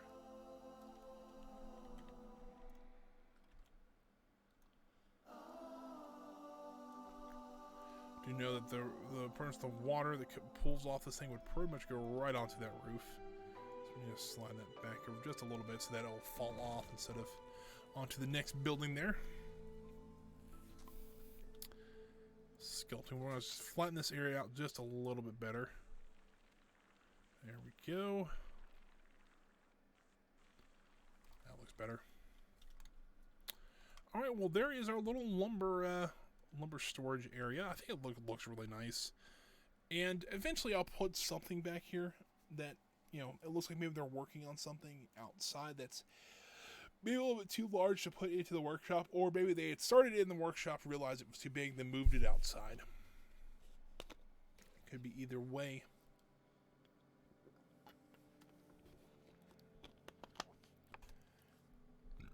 So now at least we can start working on our next building over. This is going to be our automotive and ride shop. Now this one is going to be a little bit different. It's pretty much just going to be a big garage. And I kind of plan it. Now I know I've only got maybe about an hour left of the stream, so I don't plan on getting this one done today. I do want to start on it a little bit because I do know this will take a little bit longer. For a couple of reasons, but because I do want to add just a bit of detail to this as well, and I really don't want to make it like the other buildings, so I got to figure out how we want to do this one, things like that. A lot of these buildings would just pretty much be almost like kind of built how we did the lumber one, where essentially it's just supports along here. You put some sort of, it almost looks like these kind of cladding on the side, and it's a flat roof. Nothing really special about them, but they have a lot of interior space because they don't really need interior supports for them. And it might not be the worst idea to do something like that. Just not 100% sure how we want to do that kind of thing. We'll have to redo the ground just a little bit around here as well.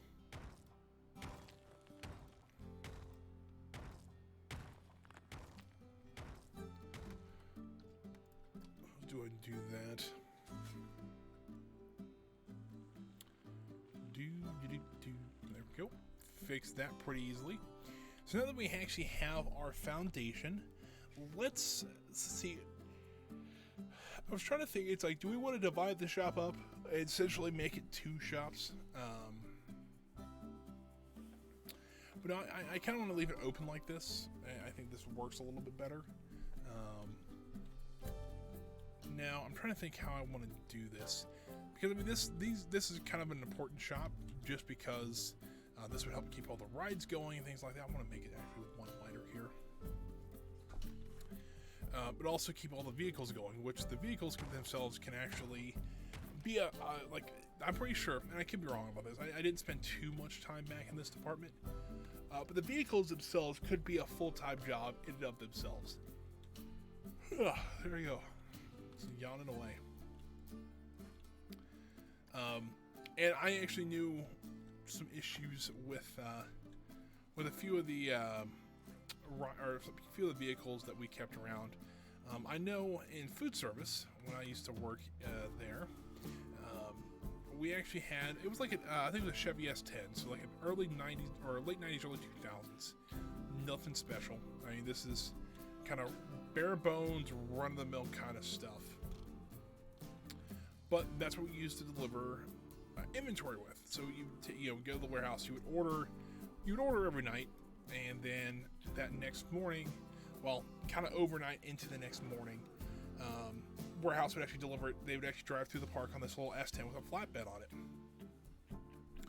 I'm pretty sure, and I could be wrong about this, But I think the door fell off the thing about 10 times. And that was not just one door. I'm pretty sure both doors fell off rather often. And they would go to maintenance like, I don't know how this fell off. It's like, well, yeah, you do. You just don't want to say anything about it.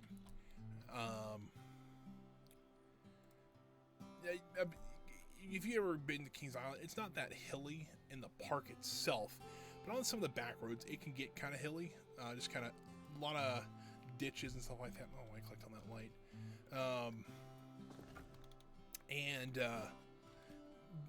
Not that they would jump them, but they would go over them too fast, and then when they would kind of slow down or hit something, doors would fly off pretty often.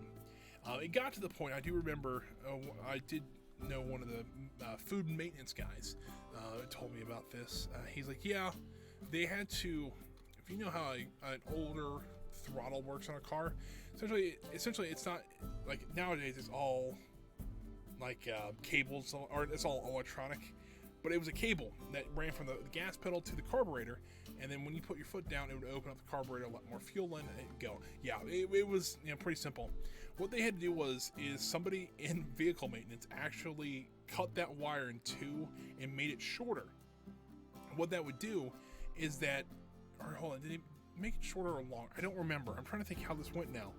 But either way, it made it to where they couldn't actually open the throttle fully anymore. It only go about maybe 3/4 of the way. So they were only limited to probably around 30 miles an hour after that point, if that. So, yeah, it was, pretty sure they're still using that truck today too, which is the funny thing. But yeah, no, it was not ideal for that, but it worked. So, you know, I never, it's really odd. I worked there for 7 years. I never actually drove any of the vehicles in the park. I drove ECVs when I was working in merchandise, but any of the actual like vehicles themselves, you had to get a special license for. That they had like a class you went and took, and I just never needed to, I guess, and so never got my driver. It's called the Snoopy license, I think it is. And just never got mine, which was unfortunate. Kind of sucked. I do actually realize that this is actually part of that old building. So let's split it from that building and add this to the new building. They want to use alloy for this building. I know we use it for a couple other things like that, but I think it'll work for this building as well. There we go. I think something like this, if that'll work. Well, if I actually, I did that right. But we're going to have to make a lot bigger door for this, which kind of makes sense. I don't know if you've ever seen when they take ride vehicles on or off the track. Why it did that, but all right. But there's a couple ways they can get them around. Number one, they do have semis that they can use. They can go rent a semi and put it on the back of the trailer and move it around that way. Pretty common way, especially with coasters. So if they want to keep the train together, kind of the easiest way to do it. But for rides, stuff like Rapids rides or something like that, they actually had an airport tug, or just they can use this normal pickup truck too, but they would actually use airport tugs as well. What they would actually take, they would take those. They actually had a hay wagon. Essentially, it looked like a hay wagon with no sides on it, and they would just put one of the cars on top of there, and they'd wheel it out there with this little airport tug. And they would do that just constantly. Because our maintenance department, if I'm not saying our rides department, like ride maintenance department, was actually at the very front of the park. So if you need to get rides worked on, you always had to come to the front of the park. So, but yeah, so it was interesting. You'd be walking through one day, and all of a sudden you get passed by a roller coaster train or a rapids. I don't know, what would you call a rapids car? Like an inner tube.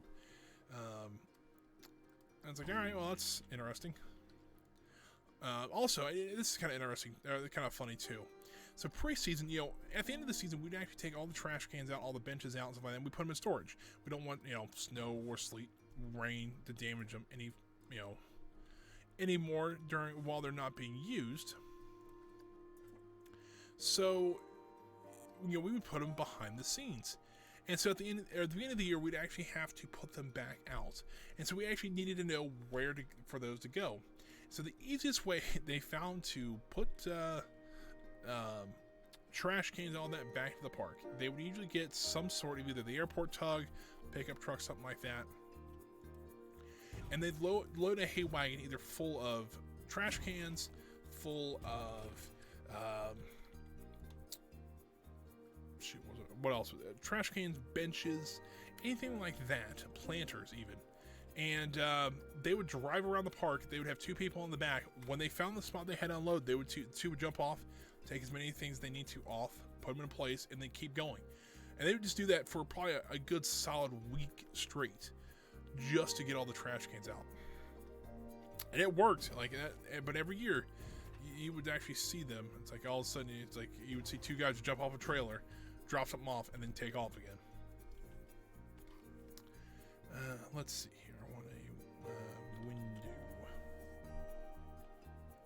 I know it was, for the longest time, I don't know if they still do it, but during the off season, they would always keep all the trash, all the benches, I believe, actually in the front gate. So if you actually, the way Kings Island works, there actually is a roll up gate at the front gate before you the turnstiles. There actually is a roll up gate that they opened every morning.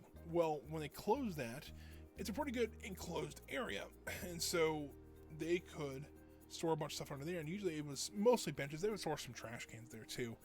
There'd be probably a good 100 benches just sitting there, and then you would see someone drive up with a airport tug and a hay wagon, and they would load everything up and then take off to wherever they were going. Every year you would see it and all. It's something like that. I think it's kind of funny. Yeah, I don't think people realize how many like park vehicles that an amusement park has sometimes. And at least for Kings Island, I know we had quite a few, so we had to have our own maintenance department for them. So it was bad enough that we needed one, and actually a lot of it was I would bet, and I could be wrong, but the majority of it would be either forklifts or they don't call them. I have one in the park, and I cannot think for the life of me what it's called. It's not a cherry picker. Hold on, let me back out of the building. Which, by the way, kind of like those windows. One of these things over here. What are these things called?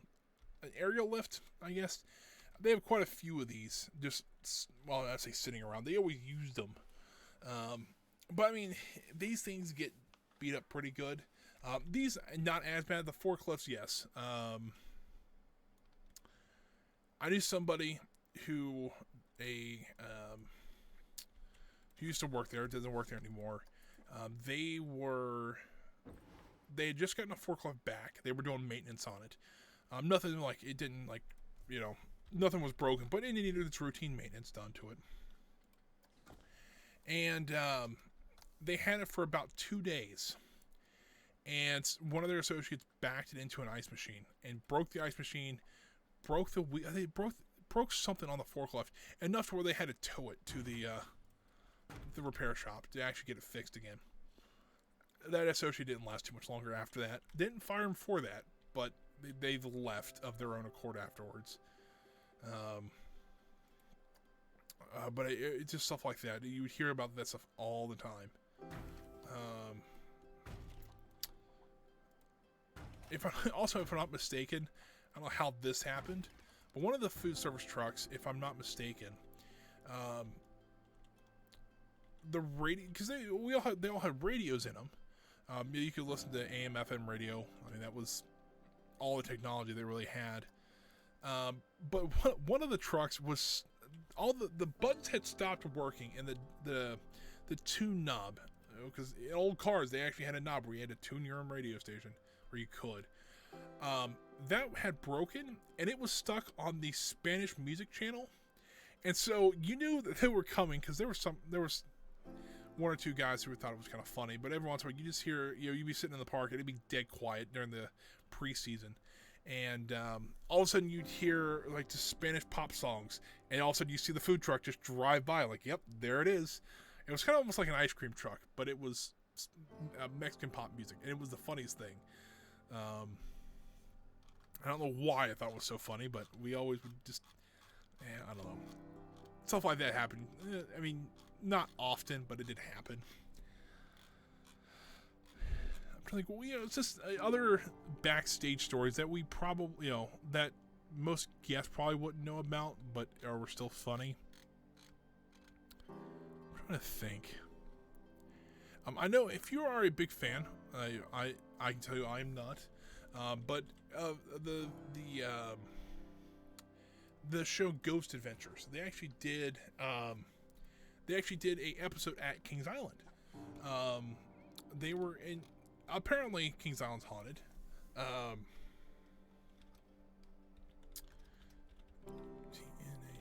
And I guess fair. There's been a couple accidents. If you actually go look up, there was a day called I think it's called Black Monday, where we actually had 3 people die in the park at one day. Kind of, but it did happen. And I can't remember what day. I actually looked it up one day, and it actually was the same day, and freaked one of my coworkers out. Do you remember that one pretty well?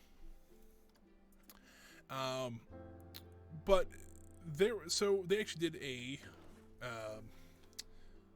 an episode at Kings Island, and we always did the room they kind of locked themselves in is actually one of the restaurants, and I did some preseason stuff there, but I also used to do training up there. And for some reason, people would not freak out, but they would kind of get a little eerie when they're like, oh yeah, the Ghost Adventures were here. They didn't find anything, but they were here.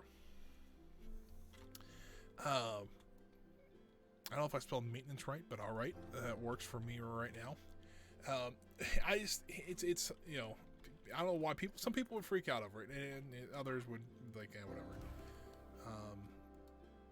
And some were big fans, and all right, well, there you go. Now you can say you visited one of the spots they did. But I'm trying to think some other, because I used to do training quite a bit. How I got roped into that, I'm not 100% sure. Actually, I think I do. Essentially, we didn't have. I know I think I've said before that I used to work in personnel. So personnel was hiring, firing. We did a little bit of work with them. We did a lot of work with HR. We didn't have one at the beginning of a season, and one of my supervisors says, "Hey, would you at least come help us?" I wasn't promoted or anything. I was just a team leader, but I wanted to work during the preseason because I wanted a little bit of extra money and things like that. And I'm like, yeah, sure, whatever. So he goes, it's pretty much all computer work. I'm like, I can do computer work. And so I got, I enjoyed it. And they're like, well, would you just want to stay there? Because they didn't really have a store for me. The beginning of the year, they would actually kind of choose what store you wanted to go to and kind of all work it out. They didn't have one for me yet. And so they're like, hey, you just want to stay in personnel? I'm like, sure. That's how I got my personnel job.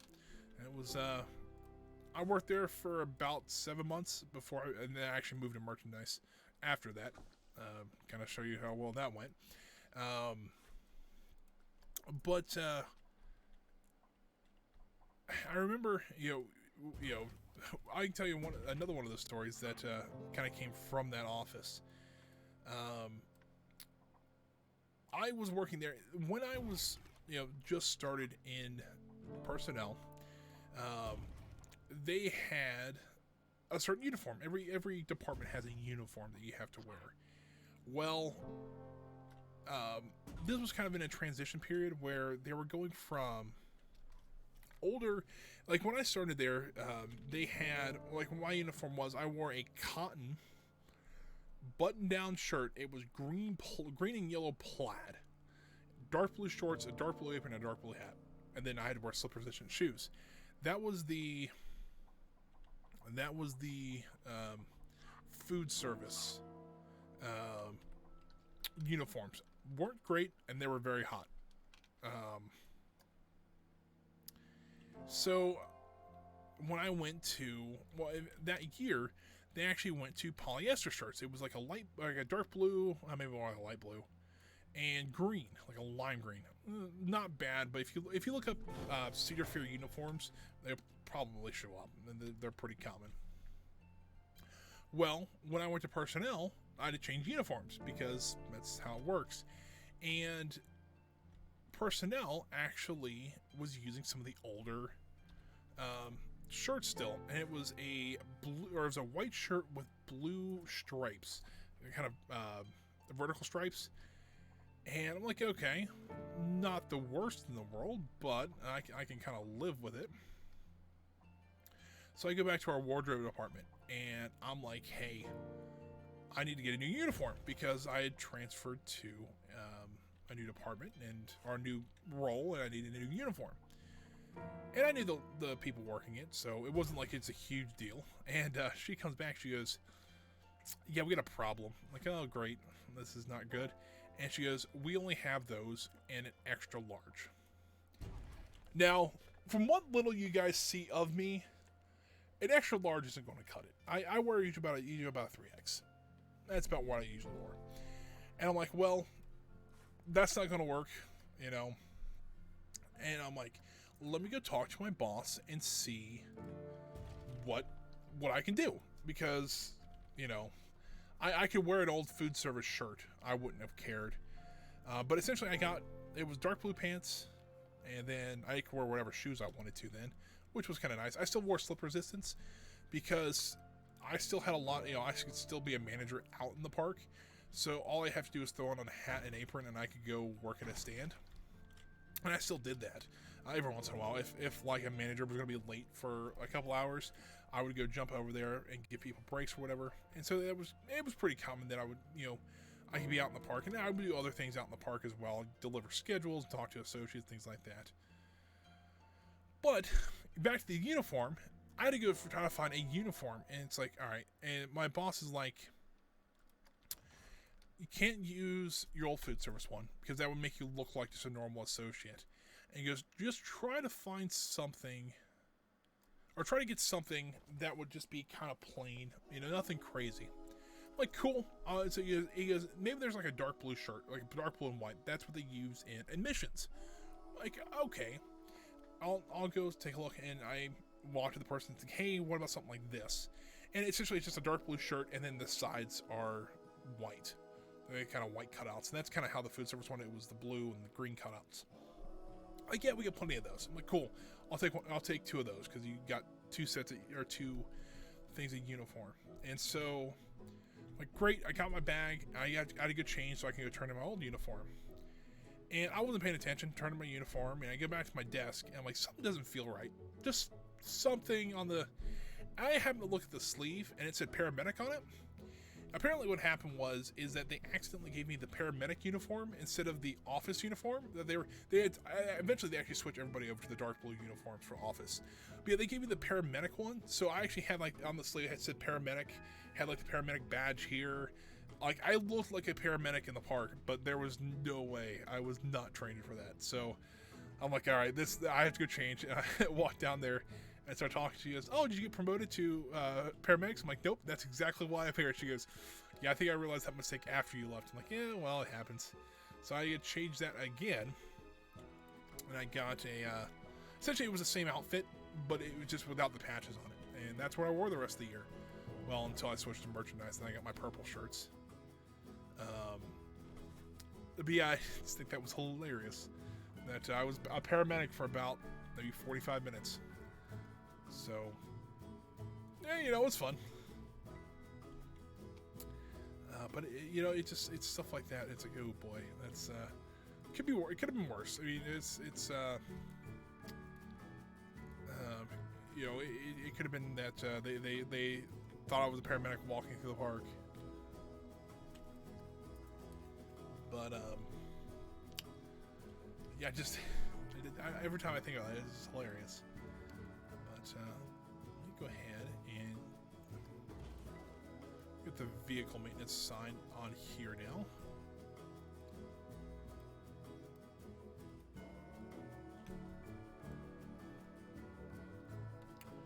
There we go. And we'll type in vehicle. Ah, that's an issue. It will not fit on this sign. And so we're just going to do nope. Accidentally deleted the E off the end of maintenance. That's not great.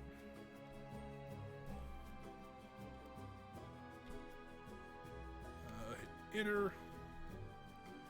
And so this one I'm going to have to move just a bit.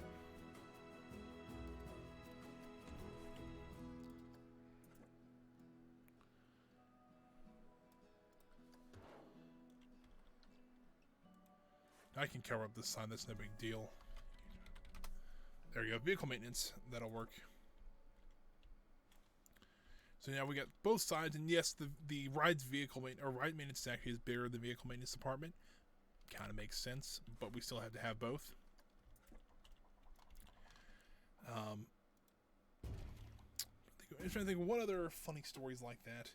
I remember my last day. I don't think I've said this story before, but that's what it was. I actually was doing training with people, and that's how I got roped into it. We had 2 trainers there, and originally, this is actually before I got promoted to the personnel position. They asked me if I would come in and do cash training with the new associates. And so essentially, we'd walk them through how the registers work, how to give change and stuff like that. And I had been there for 3 years at this point, so I knew it pretty well. I knew how Kings Island did their work, and so I'm like, sure, I'll come down and teach the new guys. And we actually had a room that actually had, I think, 8 or 10 registers set up, and like you would in a store, and you could essentially we'd split the class in half. Half of them would be the guest, half of them would be the associate, and they would actually do fake transactions that looked just like the real thing. And they would switch, of course, and I did all that. So eventually they're like, hey, can you just come over here and help us with training, period? And it's pretty much reading off a slideshow. And I'm like, sure. And so I did training for a little bit while too, and I would help them out with that. Just because one of them, I actually know why. One of them was an old supervisor of mine. His name was Dareth. Darith, I think is what it was. But everyone called him Darth because some people actually didn't know his name was Dareth. But he was a really nice guy, and he's actually I can't remember if he's a high school teacher or a college professor, and I don't remember which one it is. I want to say he was a high school teacher. So he wouldn't be available at the beginning of the season and the end of the season. And so there was only one trainer at that point, and she wasn't having issues, but it was kind of getting a little hard for her to do. And we would do 3 trainings a day sometimes during the off season. And so it was a little hard on her. And so I'm like, hey, I'll go help her. I don't mind. And so yeah, that's how I started doing trainings as well. I think I trained people started probably in March and went through August of that year. So March, April, May, June, July, about 6 months. Pretty much I trained most of the food service associates that year. It's usually we don't hire too many after August, so because back when I was working, our season ended in October, so it really wouldn't make much sense to hire somebody only work for at that point we were pretty much down to weekends in August, and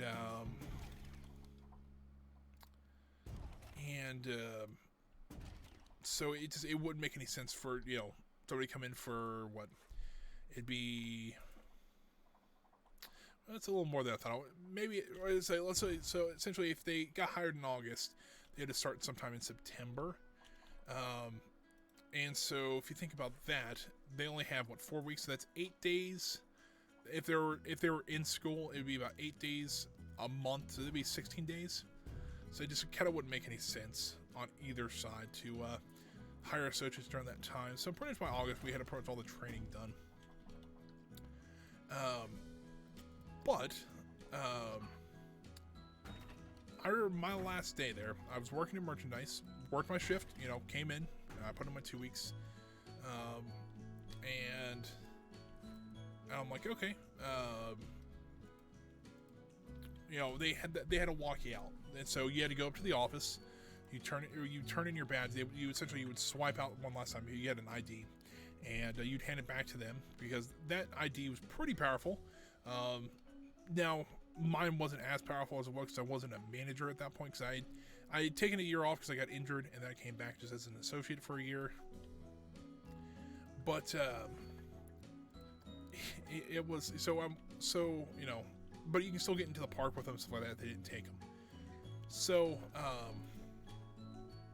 I'm like, all right, I want to, you know, say goodbye to everybody. And there were some couple people in food service management that I knew still, and I told them I was going to, you know, go over and say goodbye to them, and you know, all that good stuff. And I walk in there, and I hardly knew any of the new, because honestly, personnel switched out about every year, so it was not something you didn't stay in very long. And I walk back there, and yeah, I'm friendly with them. You got, you know, and I'm like, hey, is so and so around? And they're like, oh yeah, they're in the warehouse. They'll be out in a couple minutes. I'm like, okay, whatever. And one of the personnel supervisors says, you look familiar. I'm like, well, you know, I'm around. I've been around for 7 years to this point. She goes, no. You look. She goes, you were in food service. I'm like, yeah, I was. And she goes, you did my training 1 year. And I'm like, oh. And so it was actually one of the associates I had trained that year. And she goes, I also remember you. And there was like three or four of the supervisors there. I'm pretty sure, and I could be wrong about this, but I'm pretty sure at one point I had trained every personnel supervisor in there during their initial associate training, which that's incredible. It's somehow I have trained every manager that took my spot and personnel supervisor or supervising. And there was quite a few others that were now, you know, assistant supervisors or supervisors, or maybe one area manager that I had either trained or was my associate when I worked in the park at one time. And so I'm like, this is crazy, but this is amazing, because it's like, I'm pretty sure I trained about half the management there at Kings Island at one point. Not because, you know, it's like, oh, this is, you know, my chance to take over, but no, it was just happenstance that they all came in about the same time as each other, and I would have to be doing the trainings those days.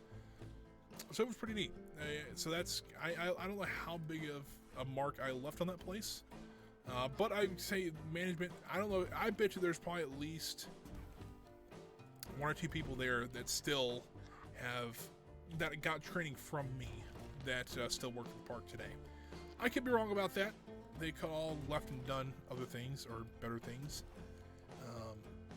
But it's kind of neat to know that, yeah, I actually did something quite big there. It kind of played a big role. And it still kind of sucks that I left. I found a better job, which was a lot better, especially for where I was at then. But the problem is now that job had closed down about a year afterwards. And so it's like, all right, well, this kind of sucks. And then COVID happened. And so now it's like, it's like, well, while the park was closed for a little bit, it's like, man, that was still a fun place to work. And they were open for a little bit this year. Not as much as they would have. But yeah, I went over twice in row, and I didn't ride any rides. So the 2 days I went over, it was raining one day. The other day, I had stopped over there. I had some stuff I had wanted to do later that day, but I stopped over there because I actually went and bought my coaster piece. I think I've showed it off a little bit. I've got about a 2-inch slice of the Vortex coaster that they tore down last year, I believe. Something like that. So, you know, it's you know, something I do miss. I'd love to, if they ever had an IT position there, I would go over and work for them, especially full-time IT work. I would go work for them because why not? I mean, it'd be a fun job and something that I would, you know, enjoy doing. It's, you know, hopefully here, I think this week, and I could be wrong about this. You know, I didn't even say hi. Centennial Edge, hi. I saw you've been chatting a little bit, and it kind of just blew over my head. I'm like, I didn't even say hi. But hopefully here, I think this week is the last week from my college, for at least the fall semester. And so in that case, I should have technically, if I have to pass this class that I'm in, technically it's my internship. Once I do that, technically I should be graduated then, and so I have my degree, so I can go out and look for a IT position, like a little more full-time one than I have now. I like, you know, the job I'm at now, but unfortunately, right now they don't have a position open. It would also be kind of hard to stream, full time with a full time job as well. So you kind of got to take that into consideration. Which, unfortunately, I hate to say that if I was offered a full time position somewhere, I think I'd take it and not worry about streaming as much. I love streaming, I do. It's actually something fun to do, but you got to take care of business sometimes and get to work. But I think I could find some other times to stream. So I wouldn't try to completely just leave it cold turkey. I at least try to do some later streams or something like that. That still might be kind of fun, or even stream on Saturdays, because why not? All right, why aren't you going up? Hold on. You need to go up. Come on. Oh, you know why? Because I bet you I'm on the wrong building. Maybe not. That's kind of what I wanted to do. Just kind of make it look like it's inset a little bit. Kind of like how that looks. But I do need to actually add this piece here. Split it from the building here. And slide that into there. So there is kind of the outline of our maintenance building. I think it looks pretty good. It's not the most perfect building in the world, but I think it works really well. I think it's one of those buildings where it's going to have been here a while, and so it's kind of blocky. But also, I want to add some of these dirt decals to it. Not a huge amount, but I think this kind of makes some sense.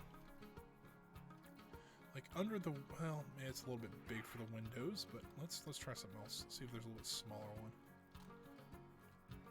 Or maybe something like this.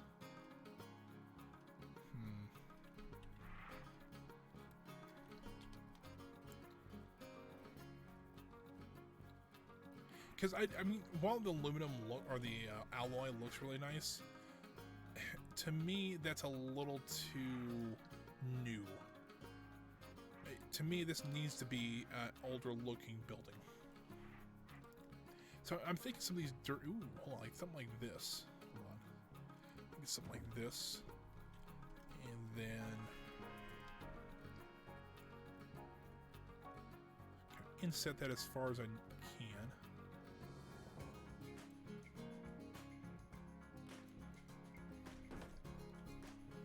So I imagine this building's probably been here since probably this was turned into an amusement park, and that would have been what, in the, like a full-fledged amusement park. It would be what, in the 70s, if I'm not mistaken. So this building's probably what, 50 years old, probably somewhere around in there. So I imagine that you would have some just some dirt, on the, especially around here. Especially if this was a metal building, it'd probably have some surface rust. Nothing like crazy. It wouldn't have like huge gaping holes in it, but it would have some dirt, some some grass growing through some of the cracks or whatever on the outside.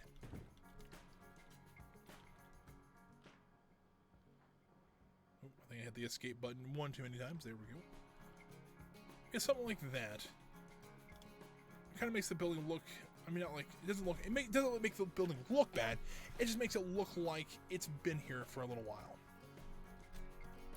It's an established building, is what we call it. Let's actually get a few more even for right in here.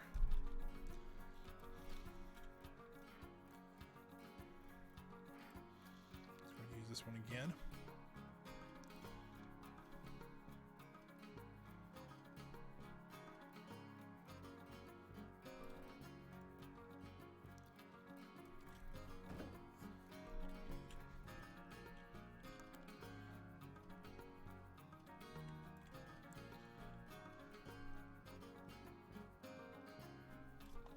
You can put some on the door there to make it look a little more blended in. Which makes it look a little more interesting because it's got that that feel to it.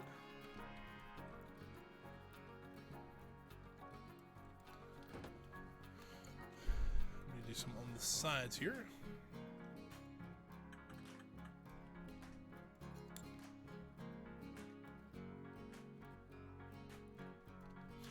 yeah, because really these buildings would just be kind of warehouses. If you think about it like that, it makes a little more sense. Because, just as a thought, these buildings would essentially just be maintenance buildings that, or mentioned warehouses, they turn into maintenance buildings. Okay.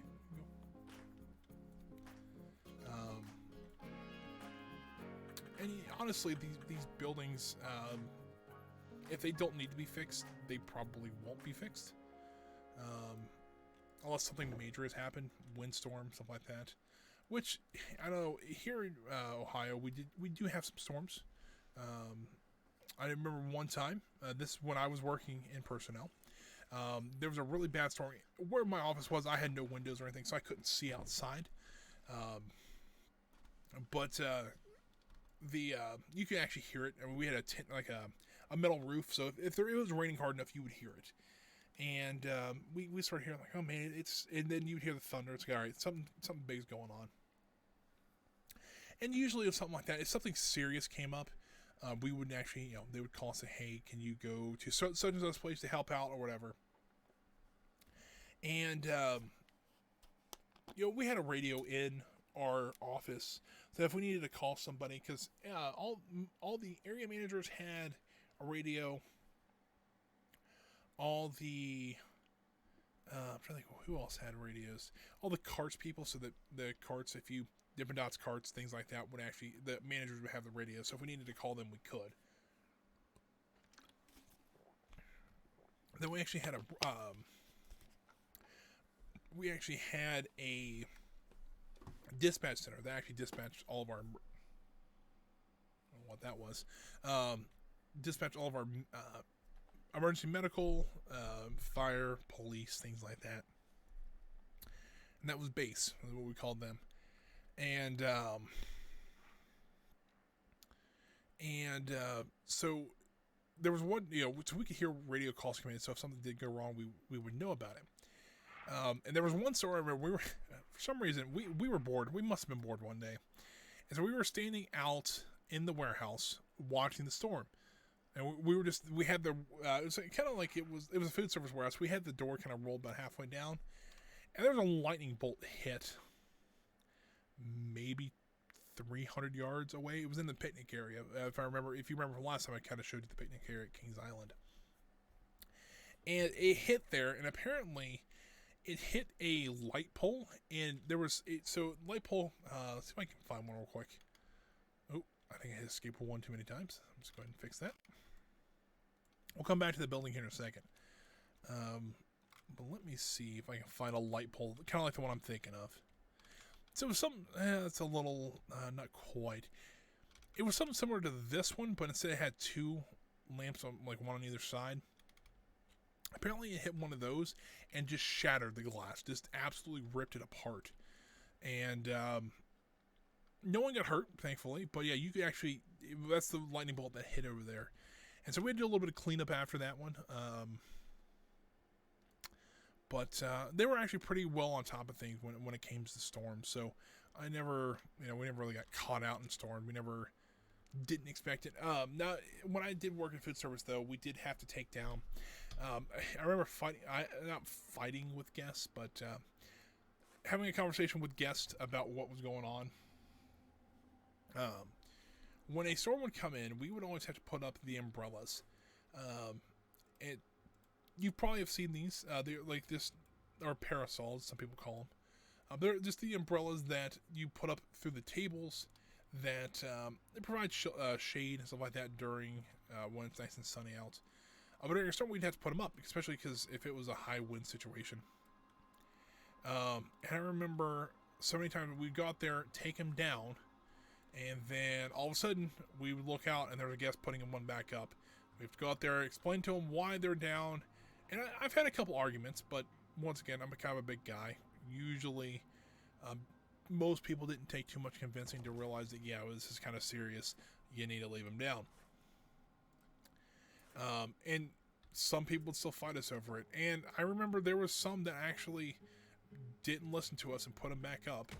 And we didn't notice. And all of a sudden, during the storm that rolled through, the umbrella went flying. Like, I remember one situation where that happened. It didn't hit anybody, thankfully. But the people that were underneath it were scared pretty good, and you know, they were screaming at us, wondering why we didn't do anything. It's like, well, we did, and you undid it. And so, you know, there were some people like that. And I would probably guess it only happened maybe 2 or 3 times while I worked there. At least that I saw. I imagine it happened quite a bit. It just, the people are just stupid sometimes. I hate to say that, but it's like, people, we're doing this for safety, and they wouldn't tell us to put these umbrellas down unless something serious was about to happen. And some people just didn't want to listen. And you know, thankfully nobody got injured or anything, but that is something that I will remember for quite a bit.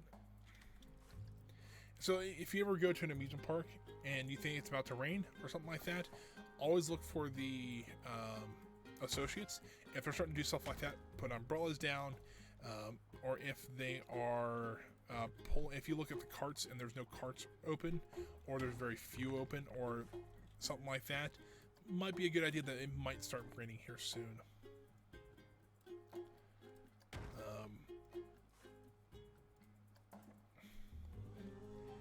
But I remember one day, I was working this while I was in food service. I don't believe I was a manager yet. I think I was just an associate. And I got there one day, and it was just downpouring. It was just miserable outside. And I was working in the water park that day. Because Kings Island actually has a water park just attached to it. You can ride the train over, you can walk over to it. And so I got there, you know, and I was walking the back. I was soaked by the time I got to work, because essentially where we had to go in was probably a good quarter mile from. It seemed like a quarter mile. I don't know if it's really true or not, but that's what it seemed like from the water park. And I had to get a ride to work that day because for some reason, I don't know if my car was having issues or I don't remember. Walk in there and everybody's in there, and there's probably like 25 people, and this room only usually holds about 5 or 6, and so we're kind of crammed in this room, but we're all trying to stay in there, and some of us were standing outside, like under shelter, and so we were all supposed to clock in. I'm trying to think, the water park usually opened around like 10:30, 11 o'clock, and so we probably all had to clock in around probably 9 to get everything set up and everything. And so probably about 9:30, manager would be there about 9. That makes more sense.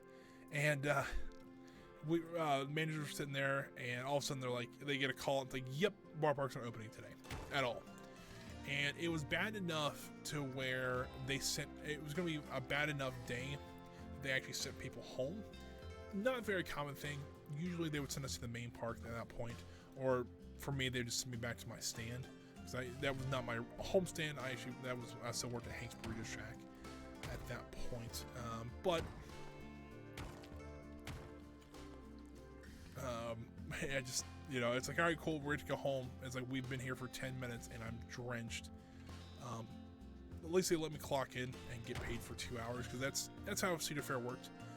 If you clocked in for any length of time, either got sent home or something like that, they would give you 2 hours of work. So it wasn't too awful bad for those people, especially those people who rode the bus there or something like that. There were actually just quite a few associates that would. But I literally called I think my dad dropped me off. I'm like, Dad, I need to ride home.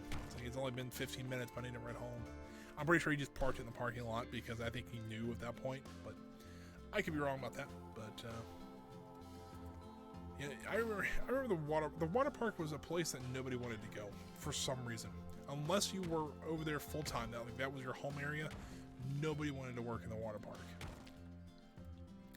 And I can kind of see why. There was a couple issues when I first started there with management and like the managers, I should say. That none of them, there were people would come back and it's like, oh, they left me out on a cart for 7 hours by myself. It wasn't 7 hours, but something of that kind of extreme level, with no help. And it's like, all right, well, that's not great, first of all. But I remember there's two times I remember.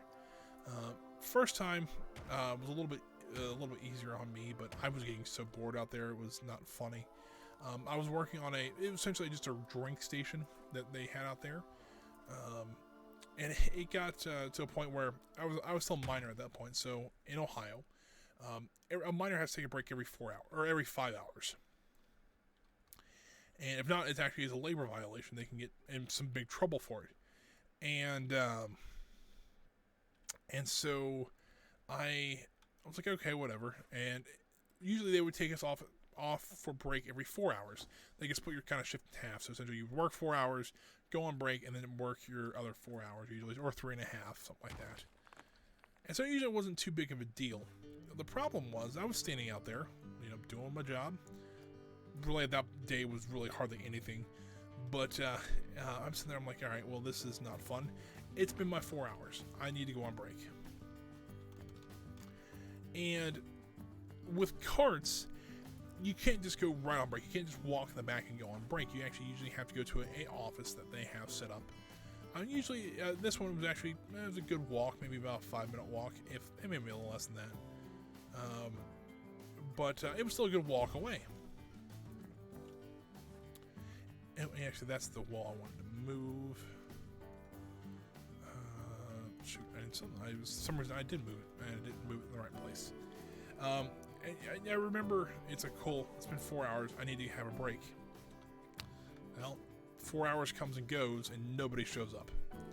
Like, well, this is an issue, but I have no way to call anybody. Didn't have a phone or anything.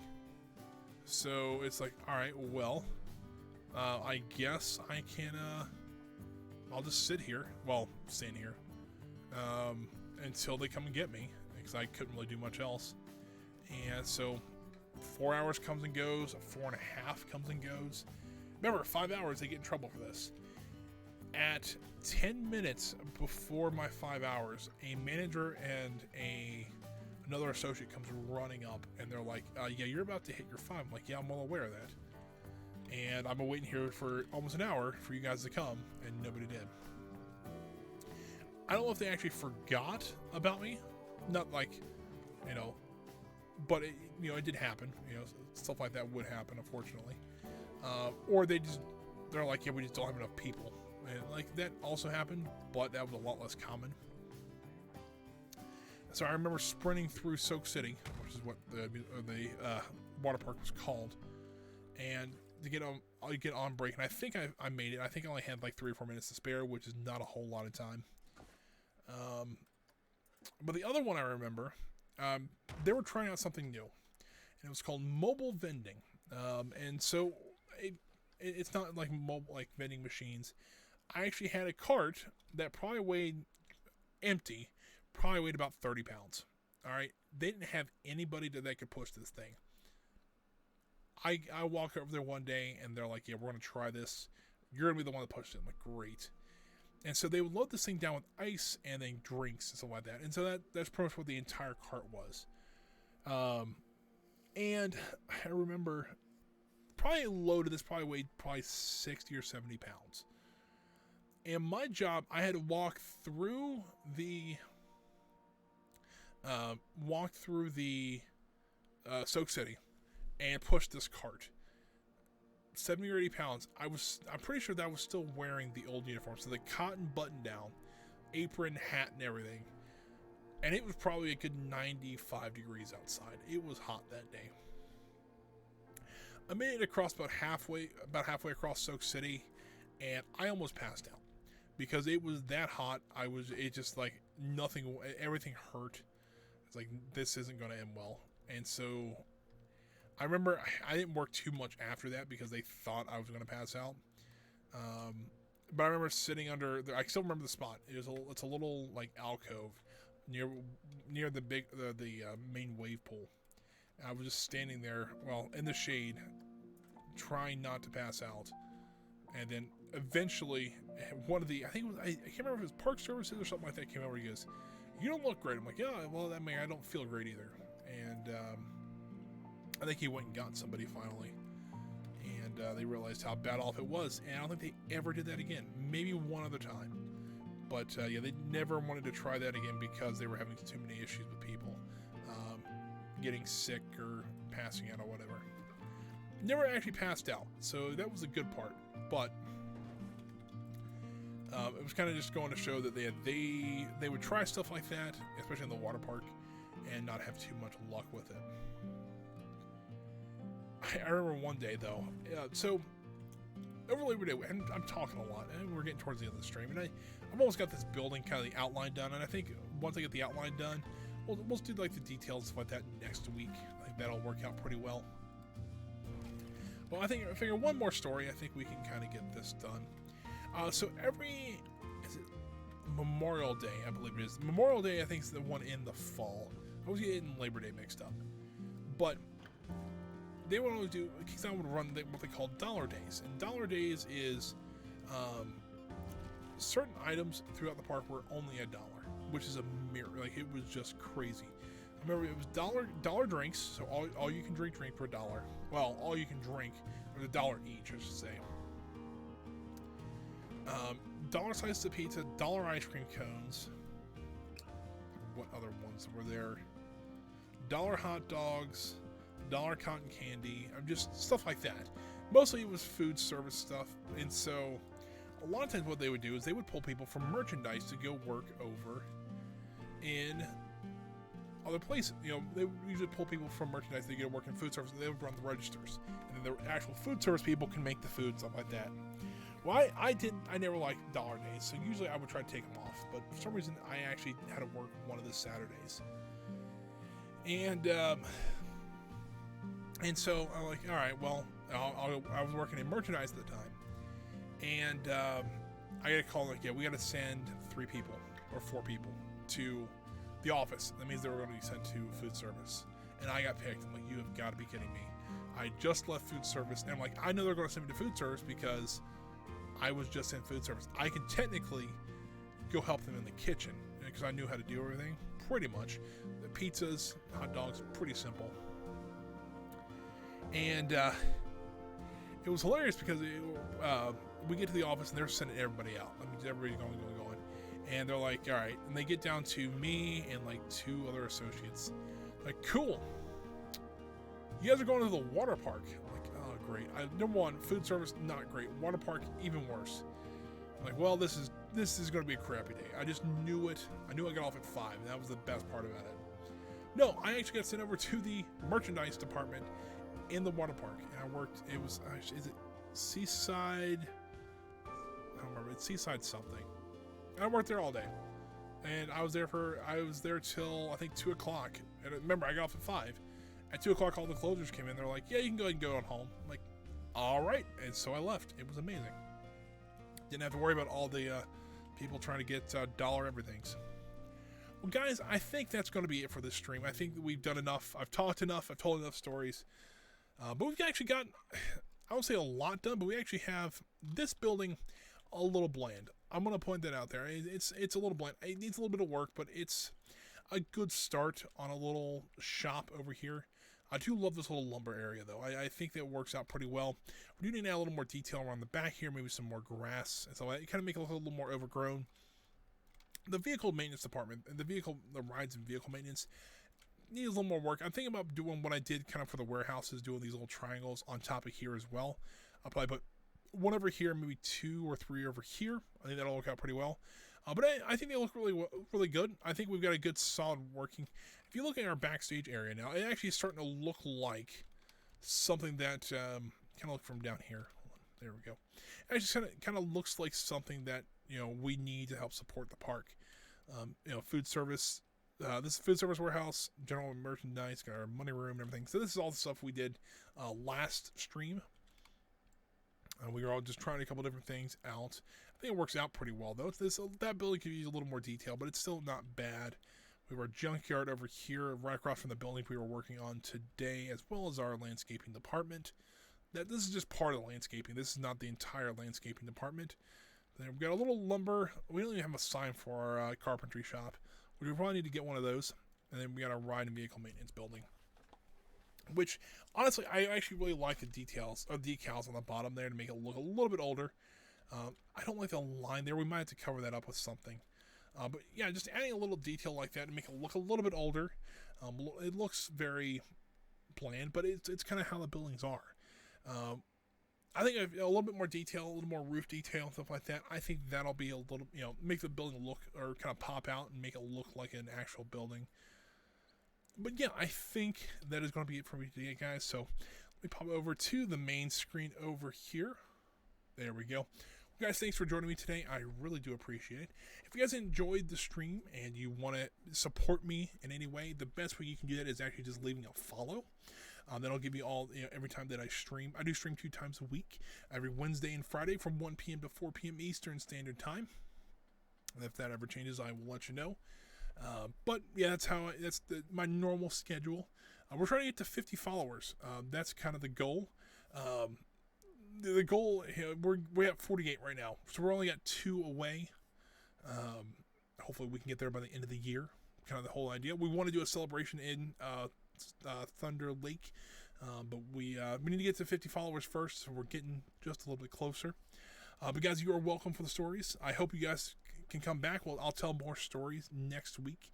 But coming up this Friday, we'll be playing some Factorio again. We've been doing really well on our base.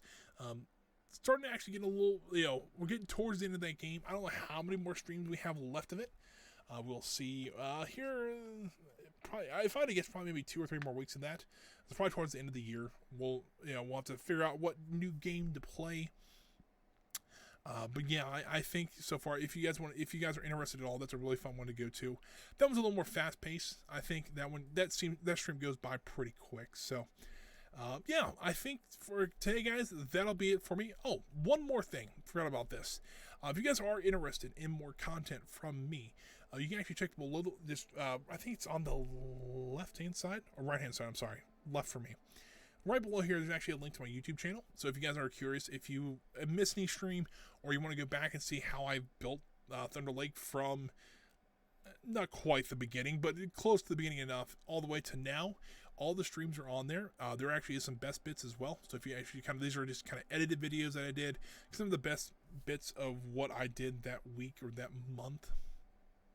It's a pretty neat little thing. I haven't done them in a couple of weeks just because I've only done 2 streams. They're a little hard to do with 2 streams.